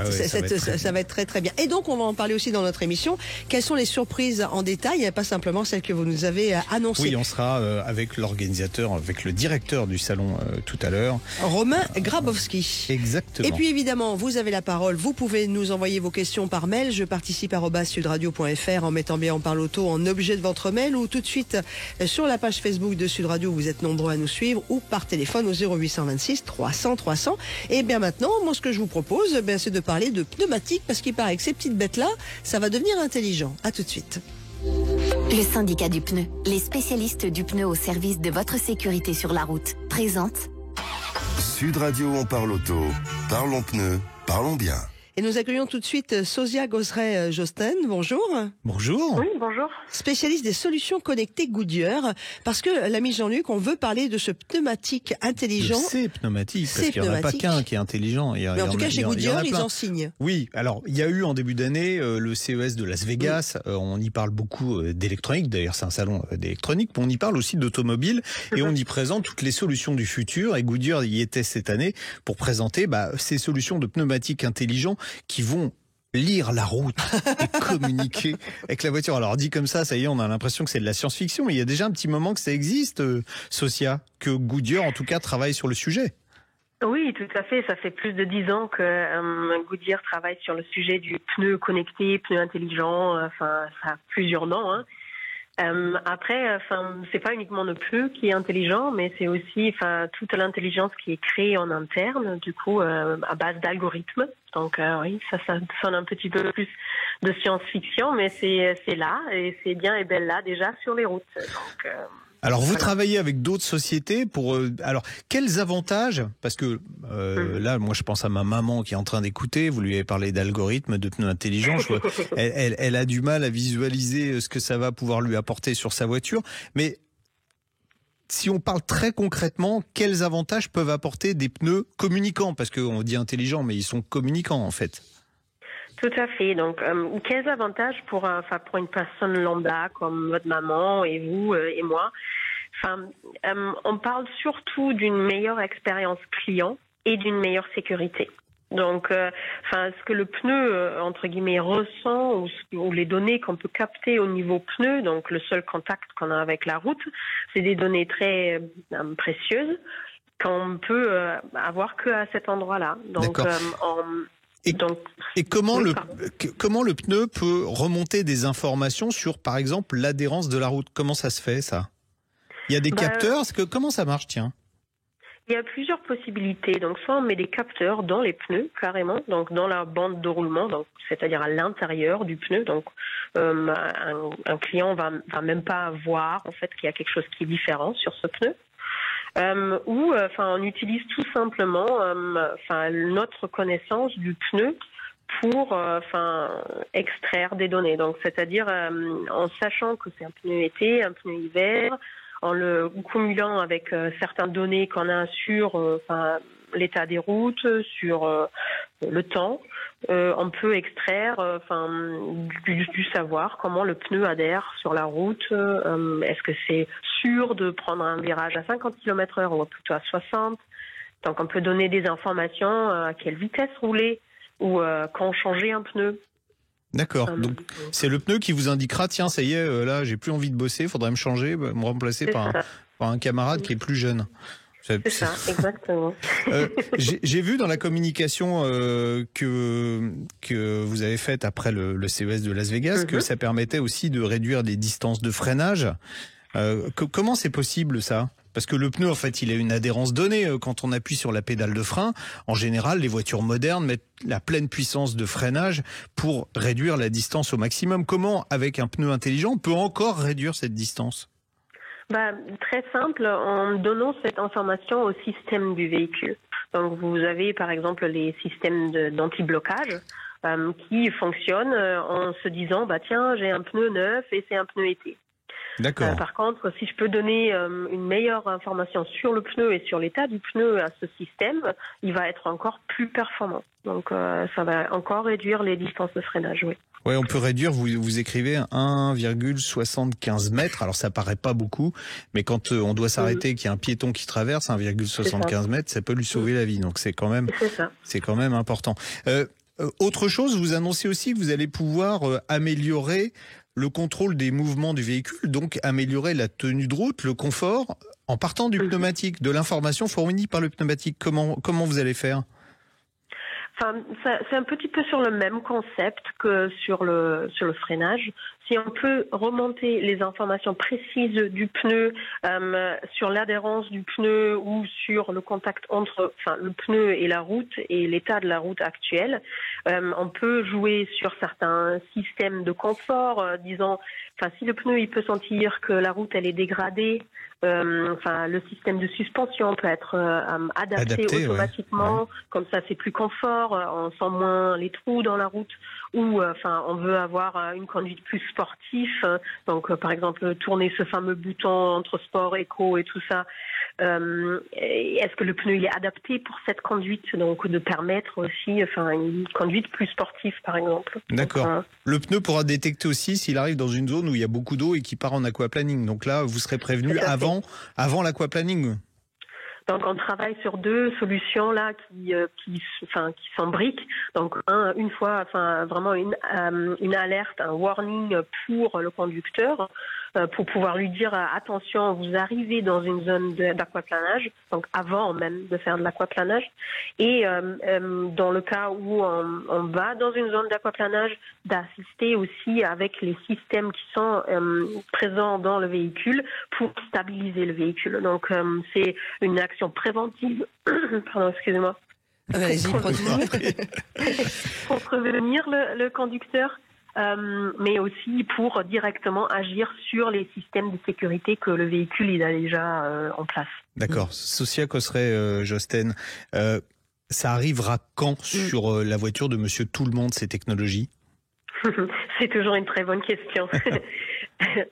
Donc, effectivement, avec les partenariats qu'on a, donc notamment ZF, c'est pour très bientôt. C'est quoi? C'est la fin de l'année? C'est 2025? Donc, certaines fonctions sont déjà dans le marché. Donc, on a déjà un partenariat avec un manufacturier américain qui a déjà nos pneus connectés. D'accord. Voilà, donc ça c'est déjà sur le marché, pas en Europe malheureusement, mais aux États-Unis. Et pour tout le reste, on espère que ça va être à la fin de l'année. Ils vont être beaucoup plus chers. Pas forcément, non. Non, c'est pas quelque chose que le client final il va sentir. D'accord. Au niveau du tarif en tout cas, mais il le sentira en termes de sécurité. Oui, bien sûr. C'est ça. Bien sûr, évidemment. Bon, écoutez, merci beaucoup et je tenais à vous féliciter parce que vous parlez extrêmement bien français. Pourtant, c'est pas votre langue et je voulais vous dire chapeau. Ouais. Merci beaucoup. On vous embrasse, Socia. Bonne journée, allez, au revoir. Parti, Socia Cosret-Josten est là, spécialiste des solutions connectées chez Goodyear. Allez, à suivre. Et bien maintenant, on va accueillir Gwendal qui a une question à poser à l'ami Jean-Luc. À tout de suite. Gwendal, il veut réagir. Ah, bon, il a le droit aussi de poser des questions. Vous allez voir. Je suis sûr qu'il va poser une question quand même. On verra. Sud Radio, on parle auto. Parlons pneus, parlons bien. Avec le syndicat du pneu, les spécialistes du pneu au service de votre sécurité sur la route. Bosch Car Service, entretien et réparation multimarque pour tout type de véhicules, y compris les hybrides et les électriques. Rendez-vous dans l'un de nos 15 000 garages Bosch Car Service dans le monde. BoschCarService.fr présente. Sud Radio, on parle auto, 11h-13h. Jean-Luc Moreau, Laurence Perron. Si vous nous rejoignez à l'instant à l'écoute de Sud Radio et d'On parle auto, merci d'être avec nous et je vous rappelle qu'avant 13h, si vous désirez acheter une voiture d'occasion ou si vous avez envie de vendre la vôtre en occasion, on va vous donner un sacré bon plan hyper rassurant. Mais tout de suite, on va accueillir Gwendal au 0826 300 300. Salut Gwendal. Bonjour Gwendal. Oui, bonjour, ça a coupé, vous m'entendez? Oui, on vous entend très bien. Ouais, ça avait coupé. Alors, il paraît que vous êtes meilleurs vœux à vous. Meilleurs vœux. C'est un fidèle de l'émission, Gwendal. À toute l'équipe. Oui, alors c'est pas tellement une question, c'est vraiment une réaction parce que je fais énormément de kilomètres par jour. Je fais environ 160 kilomètres par jour. Vous faites quoi comme métier pour faire autant de kilomètres? Alors je travaille dans un magasin biologique, mais en fait je travaille sur Lyon et j'habite en Ardèche. Vous faites tous les jours l'Ardèche jusqu'à C'est vachement biologique, Gwendal, pardon. Mais... oui, malheureusement, je fais une heure de route tous les jours, enfin 2 heures de route tous les jours. Vous savez, il n'y a pas de magasin pour l'instant qui construit en Ardèche. Oui. 2 heures de route tous les jours, on fait 10 km à Paris. Mais oui, c'est pas faux. Mais je vais carrément être indiscrète. Vous êtes le patron de ce magasin pour faire autant de kilomètres? Ah voilà. Oui. Il y avait un lien. D'accord, ok. Oui, et puis je suis souvent très souvent en déplacement par mon métier. Voilà. Donc je fais beaucoup de kilomètres et je suis énormément sur la route. Et en fait, c'est nous qui vous posons des questions. Non mais attendez, on n'a pas fini de vous poser des questions. Là, on inverse les rôles. Parce que vous avez fait 160 km par jour. Vous avez quoi comme voiture? J'ai une 2008, 120 chevaux, HDI, qui marche très bien. Voilà, vous avez un diesel parce que vous faites beaucoup de routes. Oui, c'est normal. Oui. Non, mais c'est normal. C'est normal. Vous êtes typiquement dans le cas d'usage du diesel qu'on n'aurait jamais dû abandonner. Exactement. Voilà. Alors Gwendal, par contre, vous vouliez nous parler des autres sur la route. Oui, en fait, c'est un peu la réaction des autres. C'est, je pense que de plus en plus, alors je sais pas de plus en plus, mais c'est la réaction. Je vois énormément le comportement des routiers par rapport déjà au clignotant. Ils mettent plus le clignotant. C'est quelque chose de fou. Ils dépassent sans clignotant et j'ai même failli avoir un accident à cause de ça. Vous parlez des routiers, des camions. Des camions. Alors des camions, et non, les camions, j'ai vu de plus en plus de camions qui ne mettaient pas le clignotant également, mais beaucoup les routiers. Beaucoup les voitures, pardon. Ah oui, parce que les routiers, c'est les camions. Alors parce que les routiers sont sympas quand même. On va préciser quelque chose que maître Rémi J nous dirait s'il était là, c'est que quand vous êtes sur l'autoroute et que vous avez déboîté pour doubler en mettant votre clignotant, si vous devez vous rabattre sur la file de droite, le clignotant n'est pas obligatoire. N'est pas obligatoire. Puisqu'on n'est pas censé normalement doubler quelqu'un par la droite. Donc voilà. Mais bon, le doublement par la droite, je le vois très régulièrement. Les gens qui roulent au milieu sur l'autoroute, les clignotants. Ce sont les gens qui roulent au milieu sur l'autoroute qui...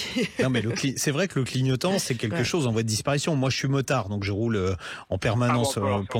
Bah oui. Pour vous, ça doit être horrible. Non, mais tous les jours, il y a des gens qui changent de fil, qui mettent pas leur clignotant. C'est arrivé sur la 118 hier et malheureusement, ça s'est très mal terminé. Une moto qui est arrivée, la voiture qui a déboîté, qui a pas fait gaffe, qui a pas mis clignotant, qui s'est pris le motard. Alors, pas le rétroviseur, pas le clignotant, c'est juste catastrophique. Vous savez que c'est 3 points normalement sur le permis, hein, mais bon, malheureusement, c'est difficile à sanctionner. Il n'y a plus de police de la route. Donc, comment on peut verbaliser les gens qui ne mettent pas leur clignotant? Et puis, vous savez, Gwendal et Jean-Luc, c'est de mettre son clignotant, c'est respecter l'autre. Et si les gens recommençaient à se respecter les uns les autres, à faire attention et à partager la route, on leur mettrait le clignotant. Moi, je suis juste parce que bon, vous êtes écouté par des milliers de personnes, donc c'était pour passer un petit message et je vois même là, et bon, je suis pas pour le gouvernement, je suis pas pour les radars, tout ça, mais des fois penser aux autres, et surtout là, j'étais chercher ma fille hier à l'école.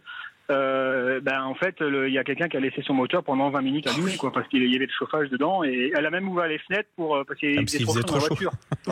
Donc c'est ce genre de comportement que je peux. Enfin, on dit que l'essence est très chère, et en fait, les gens ils laissent allumer le moteur. Donc il y a un truc que je comprends pas tout, quoi. Mais vous savez, les livreurs, c'est pareil, hein, ils laissent le moteur de la camionnette tourner quand ils descendent pour vous livrer quelque chose. C'est ça. Ouais. En fait, Gwendal, vous nous avez appelé pour un petit coup de gueule, quoi. Ouais, non, mais vous avez raison. C'est vraiment un gros coup de gueule parce que et c'est surtout penser aux autres.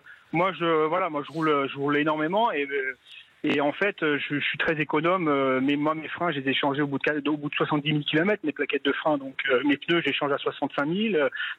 Donc je roule économe et ça veut dire qu'on peut le faire. Oui, à 160 km par jour en plus, vous faites. Hein. Non, mais moi, j'ai encore mes plaquettes de frein d'origine sur le Lexus qui a 160 000 km. C'est une électrique, une hybride, voilà. Tiens. Oui, on a aussi des connaisseurs qui nous écoutent. Hein. Non, mais ce qui est bien aussi, c'est ça, c'est que c'est pas être moraliste, mais on a le grand vivre ensemble, roulons ensemble. Faisons attention les uns aux autres. Il y a un autre fléau qui est sans doute lié à l'absence de clignotant et je regarde dans le rétroviseur avant de déboîter. Enfin, il y a 2 autres choses.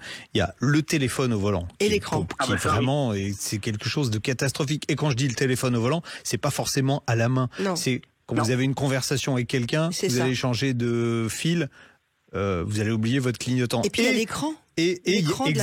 Exactement. Et les systèmes de navigation. La navigation, vous arrivez dans un carrefour, prenez la deuxième à droite. C'est laquelle la deuxième à droite? Non, mais c'est vrai. Et vous tournez au dernier moment parce que vous vous rendez compte que c'est là. Qu'il y ait une voiture, une moto, quoi que ce soit sur le côté, vous l'avez pas vu. Vous réagissez au dernier moment, et c'est le fait de réagir dans l'urgence qui fait qu'on ne va pas anticiper, donc ni regarder dans son rétro, ni mettre son clignotant. Et ça, malheureusement, on est victime de ça aujourd'hui. Hein. Alors moi, je vais dire... C'était juste pour penser aux autres. Voilà. C'est super. Et en fait, on vous a pris, Gwendal, parce que il y a de temps en temps, juste réveiller... puis réveiller un peu l'esprit citoyen de tout le monde, et puis l'esprit, on partage la route, donc soyez prudents également aujourd'hui et tous les autres jours de l'année. Merci beaucoup, Gwendal. À bientôt, Gwendal. Et puis bonne route. Bonne route. Et puis s'il vous plaît, quand vous déboîtez, regardez s'il n'y a pas une moto qui arrive derrière. Enfin, moi, l'accident hier, je suis traumatisé. Hein. C'est fou. Ça va vite. Ça va très très vite. Et puis les motards, ils ont rien pour les protéger autour d'eux. Hein, donc. Et puis c'est pas grave si vous attendez 5 minutes de plus pour redéboîter derrière. Oui, c'est bon. 5 minutes. On vous embrasse, Gwendal, et bonne balade. Tous les jours. Balade pour aller au boulot de 100 bornes. Merci pour votre émission. Merci à vous. Au revoir. Allez, dans quelques instants, on va s'arrêter sur Rétromobile. Ça commence la semaine prochaine. Bosch Car Service, entretien et réparation multimarque pour tout type de véhicules, y compris les hybrides et les électriques. Rendez-vous dans l'un de nos 15 000 garages Bosch Car Service dans le monde. BoschCarService.fr présente. Sud Radio, on parle auto, Classic Cars. Et on va parler surtout de Rétromobile qui commence la semaine prochaine avec son directeur, c'est Romain Grabowski qui est avec nous sur Sud Radio. Bonjour Romain. Eh bien, bonjour à toute l'équipe Sud Radio. Bonjour Romain, bonne année. Même si on s'est déjà vu en visio, nous, parce qu'on a fait quelques petites réunions. De préparation, voilà, mais moi je ne l'ai pas encore vu. Bonne année. Exactement. Bon, alors, bonne 40... année, merci, on se voit dans quelques jours. En tout cas, on débute le montage demain.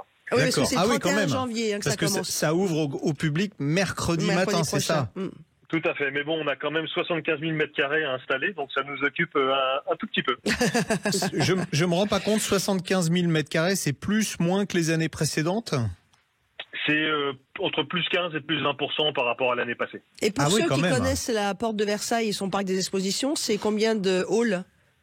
C'est 3 halls. C'est le même schéma que l'an passé. Hall 1, qui est le plus majestueux à la porte de Versailles, le hall 2 et le hall 3. Très bien. Bon. À cause du Covid, les 2 éditions précédentes, on va le dire, ont été un petit peu perturbées.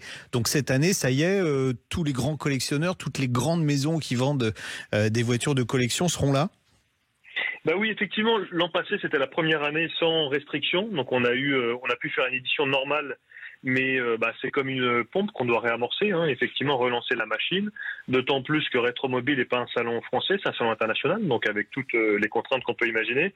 Et cette année, donc on a travaillé toute l'année avec l'équipe, on est ravis effectivement de l'offre qu'on m'a proposée, on a une multitude de nouveaux acteurs, on a 120 exposants qui sont jamais venus, qui viennent pour la première fois, qui viennent compléter l'offre. Et quel type d'exposants, les nouveaux? Alors, justement, ça va du très grand marchand. Alors, les spécialistes de Ferrari d'exception connaîtront Joe Macari, qui est un très gros marchand londonien, qui vient avec des autos 400 mètres carrés, des autos exceptionnelles du cheval cabré.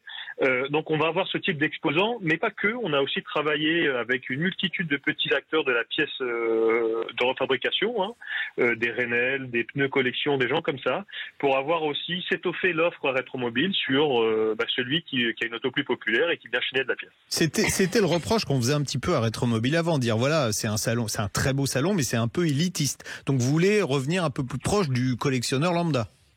Exactement. Rétromobile, on n'a aucune envie d'être le plus grand salon. En revanche, on pense être et on veut rester le plus beau salon. Mais prestigieux ne veut pas dire élitiste. Et du coup, la pire chose qu'on peut me dire, c'est de me dire Rétromobile, c'est élitiste. Du coup, effectivement, dans le hall 1, on vient surtout rêver. À part quelques collectionneurs milliardaires, on vient rêver. En revanche, et c'est tout le travail qu'on a fait cette année. L'idée, c'est d'avoir des expos pour tous les goûts et surtout de ramener des exposants, notamment dans le hall 3, sur beaucoup de clubs et beaucoup de pièces détachées, pour que quelqu'un qui a un budget plus limité et qui vient, qui est en cours de restauration d'une Citroën ou d'une Peugeot, puisse trouver son bonheur. Pourtant, la dernière saison, il y avait un monde de fous. Enfin, souviens-toi, on était ensemble. Il y a beaucoup de gens qui viennent. Il y a toujours beaucoup de monde. Il y a toujours beaucoup de monde. Mais c'est vrai qu'on venait regarder. Là, peut-être qu'on viendra plus faire des achats. Il y a pas encore, il y a plus de bourse d'échange de choses comme ça de prévues. Non. Alors, on a fait dans les acteurs qu'on a fait revenir, on a des boursiers, on a des boursiers dans le hall 1 qui viennent amener, mais c'est principalement de la pièce sur de l'avant-guerre prestigieux, très haut de gamme, la Bugatti, l'Hispano Suiza, etc. Et après, on a également quelques boursiers qui sont là dans le hall 3. Donc voilà, un boursier, c'est de la pièce d'époque. Et après, on a, comme je le disais, des acteurs de la pièce de fabrication. D'accord. Tout à l'heure, on parlait, histoire de rêver quand même, de voitures d'exception. On peut avoir 2-3 exemples. Alors il y en a une qu'on a vue parce que ça va être la star de la vente chaque année. Il y a toujours une vente au sein de Rétromobile, de Arcurial. Donc il y a là une star qui est la Ferrari 250 GT Speeder California châssis long, une idée de cadeau pour l'anniversaire de Jean-Luc Moreau par exemple. C'est passé. Bien tenté Jean-Luc. Mais il le fait à chaque émission, vous inquiétez pas. Mais il y aura des modèles encore plus prestigieux. Tout à l'heure, vous avez dit, il y a un grand il y a un grand vendeur anglais qui vient.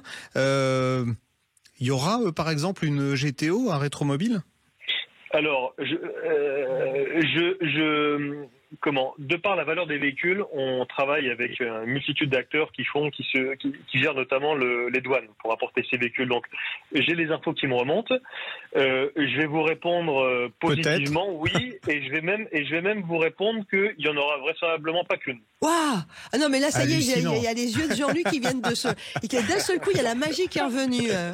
Incroyable. Mais ça, c'est pour les grands collectionneurs ou ceux qui adorent vraiment la voiture, mais il va y avoir d'autres événements. J'aimerais bien qu'on parle d'autres événements. il y a une des nouveautés cette année aussi, c'est qu'il y a des animations autour de grands événements. Alors les grands événements, c'est les 100 ans de MG, c'est les 100 ans de l'autodrome de Montlhéry, mais il n'y a pas que ça. Non, effectivement, tout le travail qu'on a fait cette année, c'est de préserver l'ADN du salon, de préserver son positionnement. Donc, on travaille main dans la main avec une multitude de marchands et d'acteurs, d'exposants pour avoir les autos les plus exclusives. Et vous l'avez mentionné sur MG. On sait pas. Alors, on va avoir de la MGB dans l'expo, mais on voulait aussi avoir des autos exceptionnelles, notamment la voiture de l'affiche qui est unique. Une voiture de record. Voilà. Donc, on a fait tout ce travail-là, et en parallèle, on s'est vraiment efforcé de finalement sur Retromobile, ce qu'on veut, c'est avoir des belles autos, mais c'est de raconter les histoires. Et du coup, avec notamment des entreprises comme DPPI qui ont des stocks de photos incroyables, on a été sourcer des autos. On s'est assuré qu'on pouvait sourcer des photos d'époque, soit des photos de course ou des photos de presse. Et ensuite, cerise sur le gâteau, on a monté cette année un agenda best-of et on a une multitude d'acteurs qui vont venir, de personnalités. On a donc le mercredi, on aura Sébastien Loeb, le jeudi, on aura Jacques X, on aura et après, par exemple, sur le thème du Dakar, on aura Thierry de Montgorgé. Alors certains se souviendront avec la Rolls dans la le Dakar. Rolls Jules, oui. Voilà. On aura aussi Claude Marot qui a gagné le Dakar et notamment qui a participé à la fameuse 4L. Ah oui. Voilà. Et du coup, je pense que quand on va additionner les trois, l'auto qui est devant nous, la photo d'époque et la personne qui l'a piloté à l'époque, notamment l'exemple que je cite souvent, c'est Jacques X, qui va venir nous parler de la 959 qui sera devant lui. Je pense que ça va procurer des émotions à nos visiteurs. Oui, moi je suis impatient mais en plus, de poser des vous questions. les présentez. Oui, mais moi je suis impatient de discuter avec eux et d'être devant les voitures. Parce que souvent, quand on est avec des grands pilotes comme ça, on est loin du contexte de la course. Alors que là, soit ils descendent de la voiture et ils n'ont pas vraiment la tête à ça, soit ils sont tout seuls et ils sont loin de leur voiture. Là, on a suffisamment de recul, il y a toute l'histoire, il y aura les véhicules, il y aura les pilotes. Je pense que ça va être absolument génial. J'ai hâte d'être mardi. Pour rentrer dans le dur, alors qu'est-ce qu'il y a comme autre exposition? Qu'est-ce qu'il y a comme grandes expositions? Parce que là, on a parlé donc de MG, on a parlé de l'autodrome de Montlhéry, il y a une expo sur le Dakar, mais il y a quoi d'autre? Grosse nouveauté cette année aussi. En fait, quand je suis arrivé assez rapidement, j'ai mis le nez dans les enquêtes visiteurs. Et je me suis aperçu qu'on avait un déficit sur la moto, tout simplement parce que beaucoup de visiteurs nous disent en fait, sur la moto, je reste un peu sur ma faim. Alors, traditionnellement, on avait une expo. Et effectivement, si vous discutez avec des collectionneurs auto, 5 ou 6 fois sur 10, ils vous diront on a aussi des motos. Et du coup, on a travaillé, on s'est associé avec un consultant qui nous a aidés, un spécialiste de la moto, en la personne de Christophe Pinon, qui est dans le milieu depuis 30 ans. Et donc, on a monté une zone qui va être juste en face Arturial, 2000 mètres carrés. Symboliquement, au cœur de la zone, on a été faire un partenariat avec le Ace Café, qui est ce café emblématique de la moto à Londres, qui sera le cœur de la zone. C'est vraiment ce qu'on voulait. Pour Laurence, parce que là, on l'a perdu un petit peu, le Ace Café, à l'époque, alors ça, c'est très ancien, mais à l'époque du rock'n'roll, on diffusait pas en Angleterre de rock'n'roll à la radio. On n'avait pas le droit, et donc les motards se réunissaient pour écouter du rock'n'roll, et un des lieux emblématiques, c'était le Ace Café, qui est devenu une vraie légende. Ça a fermé en 69, mais on a rouvert des années après de nouveau des Ace Café, et il y en a un petit peu partout dans le monde. Donc le symbole, c'est l'as de trèfle, en fait. Et pour tous les motards, le Ace Café, c'est les grandes années de la moto anglaise, c'est le rock'n'roll. Voilà, c'est dans l'esprit des motards, c'est ça. Vous êtes sur Arte et vous écoutez bien Sud Radio. Et voilà, c'est ça, c'était la nuit de culture. Mais en fait, voilà, symboliquement, ce qu'on voulait, pour moi, le premier mot qui me vient à l'esprit, enfin qu'on parle de moto, c'est le clan. Les motards, ils sont entre eux, c'est comme un clan. Et deuxièmement, c'est convivialité. Et du coup, l'Ace Café incarnait à la perfection ça. Donc, on l'a implanté au cœur de la zone. Et autour, on est venu greffer des acteurs. Et notamment, on aura, pour la première année, on est assez content. On aura 6 constructeurs. Triumph, Harley-Davidson, Indian, Yamaha, Ducati et BMW. Bon, c'est top. Et puis d'ailleurs, puisque vous parlez de moto, chouette histoire. Il y a aussi des animations sur la moto. On a déjà parlé avec Philippe Monneray de la saga Monneray, donc il y aura aussi, il y a aussi ça, mais il n'y a pas que ça. Il y a le carnet de voyage à moto avec l'équipe de Vintage Riders. Il y a pas mal de choses. C'est très complet. Il y a beaucoup de choses. On n'a plus beaucoup de temps en revanche, Romain. Alors, ça ouvre mercredi au grand public. Les horaires, les journées d'ouverture, les tarifs. Alors, 19 € en prévente. Donc je peux inciter, je ne peux que inciter voilà les auditeurs à acheter en prévente. Sur site, c'est plus cher, c'est 24 €. Ça c'est pour les tarifs. Les tarifs n'ont pas augmenté depuis 3 ans, donc on n'a pas passé d'inflation sur les tarifs. En plus de ça, on offre la billetterie aux enfants de moins de 12 ans. Et nouveauté cette année, on a créé un tarif demi-tarif pour les enfants de moins de 16 ans. Donc ça veut dire qu'effectivement une famille qui vient ne doit pas payer 4 billets. Voilà. Donc ça c'est ce qu'on a mis en place pour que ce soit aussi surtout sur un format week-end, on a beaucoup de familles et pour que le prix d'entrée ne soit pas un frein. Et ensuite pour les horaires, donc mercredi au dimanche, une journée type c'est 10h 19h, à l'exception du mercredi et du vendredi où on a 2 nocturnes et donc on fermera le salon à 22h. Très bien, voilà. Super. Bon, et si on vient avec une voiture de collection, on paye pas le parking. Eh bien voilà, c'est quelque chose qui me tenait à cœur l'an passé parce qu'effectivement on est à Paris. Bien, on est quand même sur un salon de passionnés. Donc, on a instauré depuis l'an passé le parking 100% gratuit pour les véhicules de collection dans l'enceinte des parkings du parc des Expositions. Ouais, c'est une très bonne nouvelle. Super. Merci beaucoup, Romain. Nous, on sera là samedi prochain, Romain. Vous allez y passer votre vie, là. Ouais, moi, j'arriverai samedi pour l'émission. On y sera samedi. On aura Romain de nouveau avec nous. Et on fera un petit bilan déjà, puisqu'on aura déjà. On en parlera jours. samedi, parce que le temps passe là. Oui. Merci beaucoup, Romain Grabowski. Reposez-vous, Jean-Luc, parce qu'on a du pain sur la planche. J'ai bien compris. On vous embrasse fort. Salut Romain Grabowski, directeur du salon de Rétromobile, où évidemment nous serons en direct samedi prochain pour On parle auto. Allez, à suivre, on va parler de Ewigo. C'est cette société qui nous aide à vendre et à acheter un véhicule d'occasion. Bosch Car Service, entretien et réparation multimarque pour tout type de véhicule, y compris les hybrides et les électriques. Rendez-vous dans l'un de nos 15 000 garages Bosch Car Service dans le monde. BoschCarService.fr présente. Sud Radio, on parle auto, 11h-13h, Jean-Luc Moreau, Laurence Perron. Et à pratiquement 1h moins 20, si vous aviez décidé de vous mettre à table, je vais vous inviter à rester avec nous encore quelques instants avant de passer à déguster votre déjeuner du samedi, parce que on va parler de vendre ou acheter une voiture d'occasion. Ouais, l'apéro c'est fini avec la voix qu'elle a. Ces jours sont comptés, comme j'ai dit en début d'émission. C'est que le nez qui est pris. Ouais. Alors qu'est-ce que vous faites quand vous avez envie d'acheter une voiture? Vous appelez Jean-Luc Moreau sur Sud Radio, qui va vous conseiller le plus honnêtement possible, mais comme il peut pas répondre à tout le monde, ou on va sur vous avez un ami qui va vous aider à vendre, acheter un véhicule d'occasion. On dit pas ça comme ça. Ou vous avez un ami qui vous veut du bien. Exactement, et qui va vous aider. Et c'est le cas de Ewigo. On a avec nous son créateur. Florent Barboteau. Bonjour Florent. Bonjour. Bonjour Florent. Expliquez-nous alors. Je peux dire quelque chose? Avec Florent, on est voisins. On se connaît bien. Ah bon, je vais vous laisser entre vous alors. Au revoir. On habite dans la même jolie banlieue sud. Ouais, mais lui il est pas malade, Florent. Alors Florent, racontez-nous un petit peu. Ewigo, expliquez-nous en quelques mots comment ça fonctionne et ce que c'est. Alors effectivement, Ewigo, on est votre meilleur ami professionnel pour commercialiser votre véhicule d'occasion. C'est-à-dire que dès lors que vous voulez éviter toutes les tracasseries entre particuliers ou d'avoir une reprise chez un professionnel jugé trop basse, vous faites appel à l'un de nos points de vente nationalement et on commercialise pour votre compte votre véhicule d'occasion. C'est important ce que dit Florent, parce que les méthodes avant on les connaissait. On prend un journal qu'on connaît bien de petites annonces, quel qu'il soit, il y en a plein.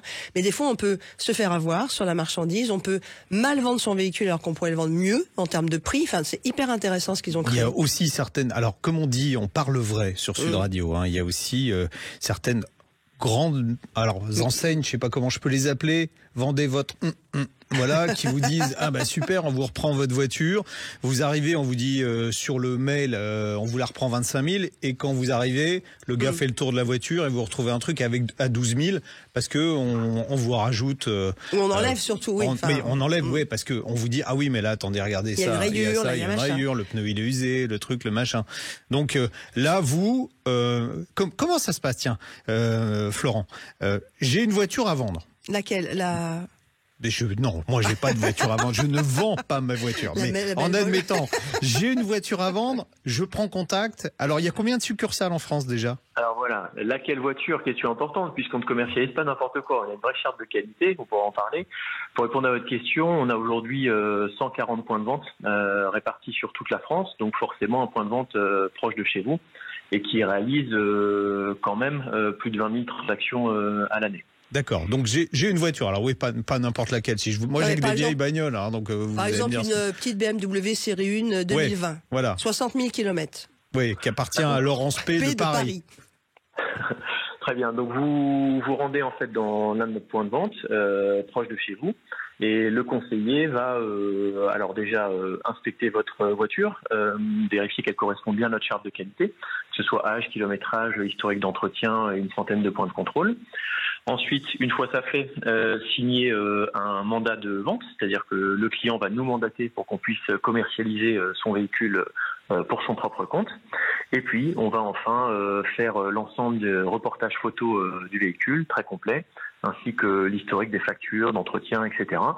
Et le client peut soit alors repartir avec son véhicule si c'est confortable et pratique pour lui, continuer d'utiliser le temps de la vente, sachant qu'on a un délai moyen de vente de 3 semaines, donc ce qui est relativement rapide. Soit il peut, s'il le souhaite et que ça l'arrange, le laisser en dépôt-vente physique dans notre point de vente. Attention, il y a des obligations, hein, c'est ça, véhicule de moins de 10 ans et moins de 120 000 km. Oui, c'est pour ça que moi j'ai aucune voiture éligible dans mon parc automobile. Elles ont toutes plus de 10 ans. Si vous le souhaitez. Voilà. Alors oui, inversement, je veux acheter une voiture, je viens chez vous, comment ça se passe ? Bien, ça se passe bien. Oui. Ah bon? Plus précisément, alors merci de cette question, c'est-à-dire qu'on a une telle qualité de service, puis vous voyez, plus de 10 000 avis nationalement avec une note maximale de 4,8 sur 5, que nos acheteurs ne se déplacent pas forcément. Et pour tout vous dire, plus de 80% d'entre eux achètent même à distance, c'est-à-dire se font livrer le véhicule après l'avoir payé intégralement. On a un compte séquestre de paiement, donc qui sécurise également tout le monde et rassure. Et donc pour plus de 80% de nos transactions, l'acheteur ne se déplace pas, mais se la fait livrer sur son lieu de travail ou à son domicile. Alors, ils vous font suffisamment confiance pour ne pas voir la voiture. Exactement. Parce que vous avez des vidéos extrêmement précises des voitures. Mais oui, voilà. Donc on est sur un système de mise en annonce très précis, très transparent et honnête. Vous voyez, au-delà de l'historique d'entretien limpide ainsi que nos points de contrôle, en cas de moindre accroc, plutôt que de le dissimuler comme classiquement, nous on va les mettre en exergue, vous voyez, pour qu'il n'y ait pas aucune mauvaise surprise. On a des systèmes de garantie mécanique qui vont jusqu'à 5 ans. Donc 5 ans de garantie mécanique sur de l'occasion, c'est même mieux que sur la plupart des véhicules neufs. Donc tout ceci concourt au fait que nos clients nous font grande confiance effectivement année après année. Depuis 10 ans, vous voyez, 2024, c'est l'année de nos 10 ans. Ah, super, il va y avoir un anniversaire. Et combien de transactions, vous nous l'avez dit ou pas? Plus de 20 000. Florent Barboteau, créateur de Evigo. Moi, j'ai envie de savoir, parce qu'on va parler vrai sur Sud Radio, j'ai ma voiture à vendre, je peux la vendre mieux chez vous en termes d'assurance et de sûreté, j'ai compris, mais en termes de prix. C'est-à-dire que si je la vends directement de particulier à particulier, je vais quand même gagner plus d'argent que si je passe par vous, puisque vous prenez, et c'est normal, une marge. Oui, très bonne question. Merci beaucoup de l'avoir posée. En fait, alors, autant il est évident que vous en obtiendrez 20 à 30% plus de votre prix de véhicule plutôt qu'une reprise chez un professionnel. Donc ça, c'est quand même pas rien. Maintenant, votre question est pleine de sens, c'est-à-dire que le client pourrait, j'en parle au conditionnel, arbitrer en se disant qu'avec tous les embêtements entre particuliers, il en retirerait plus. En réalité, il n'en est rien. Par la simple et bonne raison qu'en fait, sur le marché automobile, un acheteur, France entière, sera toujours prêt à véhicule équivalent à acheter un petit peu plus cher chez un professionnel, comme Ewigo, plutôt que directement auprès du particulier. Dit autrement, nos honoraires sont complètement absorbés par cette réalité de marché qui fait qu'un acheteur achètera toujours un petit peu plus cher chez un professionnel comme nous. Et donc, nos clients qui nous mandatent, paradoxe mais métier presque magique du coup, non seulement on s'occupe de tout en termes de confort, sécurité, vous l'avez dit, merci beaucoup, mais également en termes de prix, ils vont en retirer autant voire plus que s'ils s'embêtent entre particuliers finalement. Vous êtes en train de me piquer mon business en fait. Non, mais vous faites pas de business, vous faites pas d'argent. Oui, c'est vrai, moi je gagne pas d'argent. Bah c'est non, ça c'est vrai. C'est le point faible en fait. Je suis en train de m'en rendre compte. Non, c'est le point honnête. Donc maintenant, quand vous aurez une question à me poser, ça sera 100 €. Voilà. Non. Non. Je vais vous laisser du coup. Non, mais moi, en regardant votre site internet, il y a un chiffre qui m'a stupéfait, c'est 40% des acquéreurs en fait ont une mésaventure lors de l'achat ou de la vente d'un véhicule d'occasion. C'est incroyable. Et oui, complètement fou. Oui, les différentes études des GCCRF ou autres arrivent et au travers de professionnels. Attention, donc entre particuliers, c'est encore pire. Alors, il y a une chose aussi, c'est qu'on est beaucoup sur l'époque où on peut louer sa voiture. Enfin, on la paye en location, on la paye en mensualité. Et c'est possible aussi chez vous ou c'est cash directement quand on achète une voiture ? Alors, on propose effectivement des systèmes de financement, de leasing également. Oui, vous avez raison, on s'adapte au marché et à la demande de nos clients. C'est quoi la voiture la mieux vendue et la plus vendue chez vous sur eWigo, Florent Barboteau, vous qui en êtes le créateur? Oui, alors notre panier moyen est pour l'occasion quand même assez élevé, vous avez autour des 20 000 euros. Maintenant, dans notre hit list, sont des petites citadines et notamment plutôt allemandes en fait. Moi, je suis sur le site, il y a quelques voitures qui me plaisent bien. Ah oui, voilà. En plus, vous avez lancé un label relativement récemment, fiable ou remboursé. C'est exact, merci de le noter. Donc depuis mars 2023, donc une toute petite année, un sujet sur lequel on travaille depuis 2 ans pour compléter encore plus la satisfaction client et l'étendue de notre offre. Donc on est les seuls et pour longtemps je pense à proposer ce label fiable ou remboursé. Très concrètement, un acheteur désormais d'un de nos véhicules chez nous a 6 mois pour l'utiliser, donc 6 mois c'est long, afin de le déclarer fiable, sinon on lui rembourse purement et simplement. Au bout de 6 mois? C'est ça. Et si Laurence L de Paris change de voiture tous les 6 mois chez vous, il y a un moment vous allez l'arrêter quand même. Non, parce qu'elle s'est déclarée intéressée là. Elle est en train de regarder sur son ordinateur. Oui, et exactement. Je pense que... Mais on pourra la livrer chez vous. En même temps, je sais qu'il y en a un pas très loin de chez moi. Je pense à moins de 5 km. Juste une précision. On a parlé des véhicules d'occasion. Là, on parle effectivement plus de véhicules particuliers, mais vous avez aussi des véhicules utilitaires. Oui, alors effectivement, ça c'est quelque chose d'assez récent sur lequel on a ouvert la porte courant d'année 2023. Oui. Ah, c'est vrai. Vous savez pourquoi je dis ça? Parce que je suis tombé sur un Renault Master. Oui, moi ça. Et avec les mêmes critères d'âge kilométrique, kilométrage. Il a que 50 km. Le truc, il est 2022, il a 50 bornes. C'est sûr, on peut mettre plus de cartons de bouteilles derrière, Laurent. Ça, c'est clair. Allez. Voilà. Bon, j'imagine que vous cherchez aussi. Ouais, vu le succès. Ça vous va une Maserati Ghibli? Ghibli. On dit Ghibli. Ouais, moi j'aime bien le Ghibli. Moi. Non, oui, une Ghibli, c'est très bien. Florent, vu le succès quand même des Wigo, j'imagine que vous êtes en train de chercher d'autres partenaires ou d'étendre le réseau? Oui, très, très juste, merci. Donc on est aujourd'hui, comme je le disais, 140 points de vente. On a un potentiel d'implantation en France d'un petit peu plus de 300. Donc on a la recherche France entière, effectivement, de futurs entrepreneurs qui voudraient se lancer dans la vente automobile. Merci de cette précision. Ah, c'est cool. On profite de la tribune là, pour lancer un petit appel. Donc si ça vous intéresse, ils vous joignent sur le site? Exactement, ewigo.com, ewigo.com. Et du coup, on pense à la chanson eWigo, eWigo, eWigo. Bon, ben voilà, Florent Barboteau, merci beaucoup. On vous souhaite un bon week-end. Et très très vite sur l'antenne de Sud Radio. eWigo, E-W-I-G-O. Vous le trouvez le site très facilement. Et franchement, il y a quelques annonces, moi je regarderai tout à l'heure. Ouais, je pourrais peut-être me débarrasser de ma petite BM que j'aime beaucoup. Bon, allez, à suivre dans notre rendez-vous, vous, pour finir l'émission. Avec justement, quelle auto choisir? Exactement. Voilà. Et c'est Vincent qui nous attend. C'est Jean-Luc Moreau qui répond. Oui, mais c'est Vincent qui nous attend au standard. À tout de suite. Sud Radio, on parle auto. Quelle auto choisir? Et pour terminer notre rendez-vous, on va accueillir tout de suite Vincent. Bonjour Vincent. Bonjour Laurence, bonjour Jean-Luc. Bonjour Vincent. Comment ça va? Ça va bien, ça va bien. Vous êtes encore aujourd'hui de ceux à qui on a le droit de dire bonne année, puisque... Oui, alors la même. C'est le dernier samedi, puisque la semaine prochaine, on sera en février. C'est fou comment ça a passé vite déjà ce mois de janvier. Alors, on vous écoute, Vincent. Oui, alors, donc moi j'ai actuellement une 208 électrique... donc avec une finition pas que j'étais là, donc une finition sympa, donc que j'ai pris en LOA. Et elle est de quelle année? Elle est de quand? 2021. D'accord, 2021. Donc c'est alors l'ancienne entre guillemets génération, parce que vous avez vu qu'il y a un nouveau modèle un nouveau modèle, un modèle avec une chaîne de traction différente qui vient de sortir. Ouais. Donc alors la 208, franchement, c'était ma première électrique et j'ai trouvé ça super. Je la rends en avril là. D'accord. Mais alors la LOA, j'ai trouvé ça un peu cher. En plus, c'était l'époque où les électriques n'avaient pas encore baissé et il y a le stress de la rendre nickel, etc. Donc pour moi, je pense que c'est pas une solution idéale. Vous aviez payé combien en LOA Sur 3 ans, avec 10 000 euros d'apport, j'avais payé un peu plus de 400 euros. Ah ouais. Ah ouais. Alors vous avez vu, les tarifs, les tarifs ont largement baissé désormais. Hein. C'est une voiture sympa, mais ça restait une 208. Ah oui, c'est cher. 400 € par mois pour une 208. Ouais, c'est cher. Aujourd'hui, il y a des constructeurs. Alors je vais pas faire les yeux bridés parce que ça se voit pas à la radio, mais il y a des constructeurs qui vous proposent des voitures un peu mieux que la 208 pour 99 € par mois. Hein, donc. C'est ça. Après, dès qu'on met un peu des finitions plus sympas, ça monte un peu. Oui, ça monte.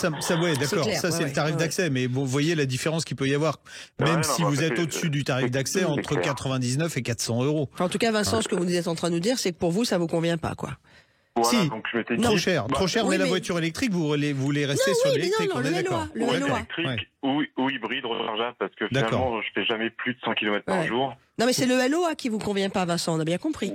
En tout cas, le LOA, c'est là, Donc vous voulez reprendre un modèle d'occasion ou un modèle neuf? Voilà, la question c'était ça. Je me demandais si, avec l'évolution quand même rapide des technologies dans l'électrique, si d'une occasion, même si c'est une occasion récente, donc elle sera bonne, mais est-ce que je pourrais la vendre dans 3 ans parce que est-ce qu'elle sera obsolète ou pas? Alors effectivement, ça avance vite dans le domaine de l'électrique. Et surtout, il y a des modèles qui arrivent là. Vous êtes certainement, puisque vous roulez en électrique, vous êtes certainement au fait de l'actualité. Il y a des modèles qui vont un petit peu démoder ceux qui étaient sur le marché. Il y a la R5 électrique dont on va parler bientôt puisqu'elle sera présentée officiellement au Salon de Genève au mois de mars. Donc la R5 électrique, 3,92 m, c'est un peu les mêmes caractéristiques que votre 208, sauf que prix d'accès 25 000 €, quoi. Donc vous voyez, on sera très nettement. Et avec des batteries un peu changeantes, non? Alors il y a deux types de batteries, il y a 40 kWh ou 52 kWh. Ce qui permet d'avoir jusqu'à 400 km d'autonomie. Vous avez même la 208 dont je parlais tout à l'heure, là, qui aujourd'hui avec le moteur 156 chevaux, qui est à la fois plus puissant, plus agréable et qui consomme moins, c'est juste énorme, qui est encore un peu cher, mais qui va sans doute baisser de tarif aussi, parce que c'est ça, on s'achemine là vers une baisse des tarifs des voitures électriques. Donc le risque de dire j'achète un véhicule neuf aujourd'hui, c'est que vous vous retrouviez avec une voiture qui va se déprécier rapidement. Surtout dans cette catégorie-là, il y a peu de petites voitures électriques, mais il y en a beaucoup qui arrivent. Il y a là la Citroën IC3 qui va arriver aussi à des tarifs, ça va être 23 000 € le tarif d'accès, avec un vrai moteur, une vraie batterie. Donc ça va d'un coup. Ça va ça va faire baisser les tarifs de toutes les OE des 208 en électrique. Donc, acheter un véhicule neuf, il y a ce risque-là. Acheter une occasion récente. Alors, vous voulez quoi comme c'est ce gabarit-là ou un petit peu plus? C'est ça entre, on va dire maximum en gabarit une Mégane E-Tech. Mais quand même, en gros, c'est pour faire principalement de la ville ou l'autoroute sur 100 km. Moi, il y a une voiture, il y a un modèle électrique qui m'a beaucoup plu, que j'ai essayé récemment, c'est la Fiat 600e. Bon, c'est un petit SUV, c'est un peu plus grand que votre voiture, ça fait 17 cm de plus, ça fait 4,17 m. C'est extrêmement confortable, c'est la même motorisation, c'est le moteur 156 chevaux, c'est la même batterie, c'est la technologie la plus récente en matière de batterie, ça consomme extrêmement peu, et surtout, Fiat fait des efforts, si vous voulez acheter une neuve, comme Fiat fait déjà des vrais efforts en matière de tarifs, on la trouve aujourd'hui avec le bonus Fiat vous offre 7 000 € de bonus, on la trouve dans la finition Red qu'il faut prendre, c'est la finition de base. Ça sert à rien de prendre la finition au-dessus. La finition de base, elle est mieux parce que la voiture, elle est plus confortable. Enfin bon, la finition au-dessus a aucun intérêt. On la trouve à 28 900 € en neuf. Il n'est pas exclu que vous puissiez négocier aussi. Si vous voulez acheter un véhicule neuf, ça sera celui-là. Voilà. Ensuite, comme il est sorti maintenant il y a un peu plus de 6 mois, peut-être qu'on peut trouver des occasions récentes, genre des véhicules de démonstration, ça peut être une idée aussi. Sinon, c'est bête que vous rendiez votre voiture au mois de mars, c'est-à-dire avant la commercialisation de la IC3 ou de la Renault 5. Parce que mais là, il peut pas faire. Pardon ? La IC3, elle sort quand ?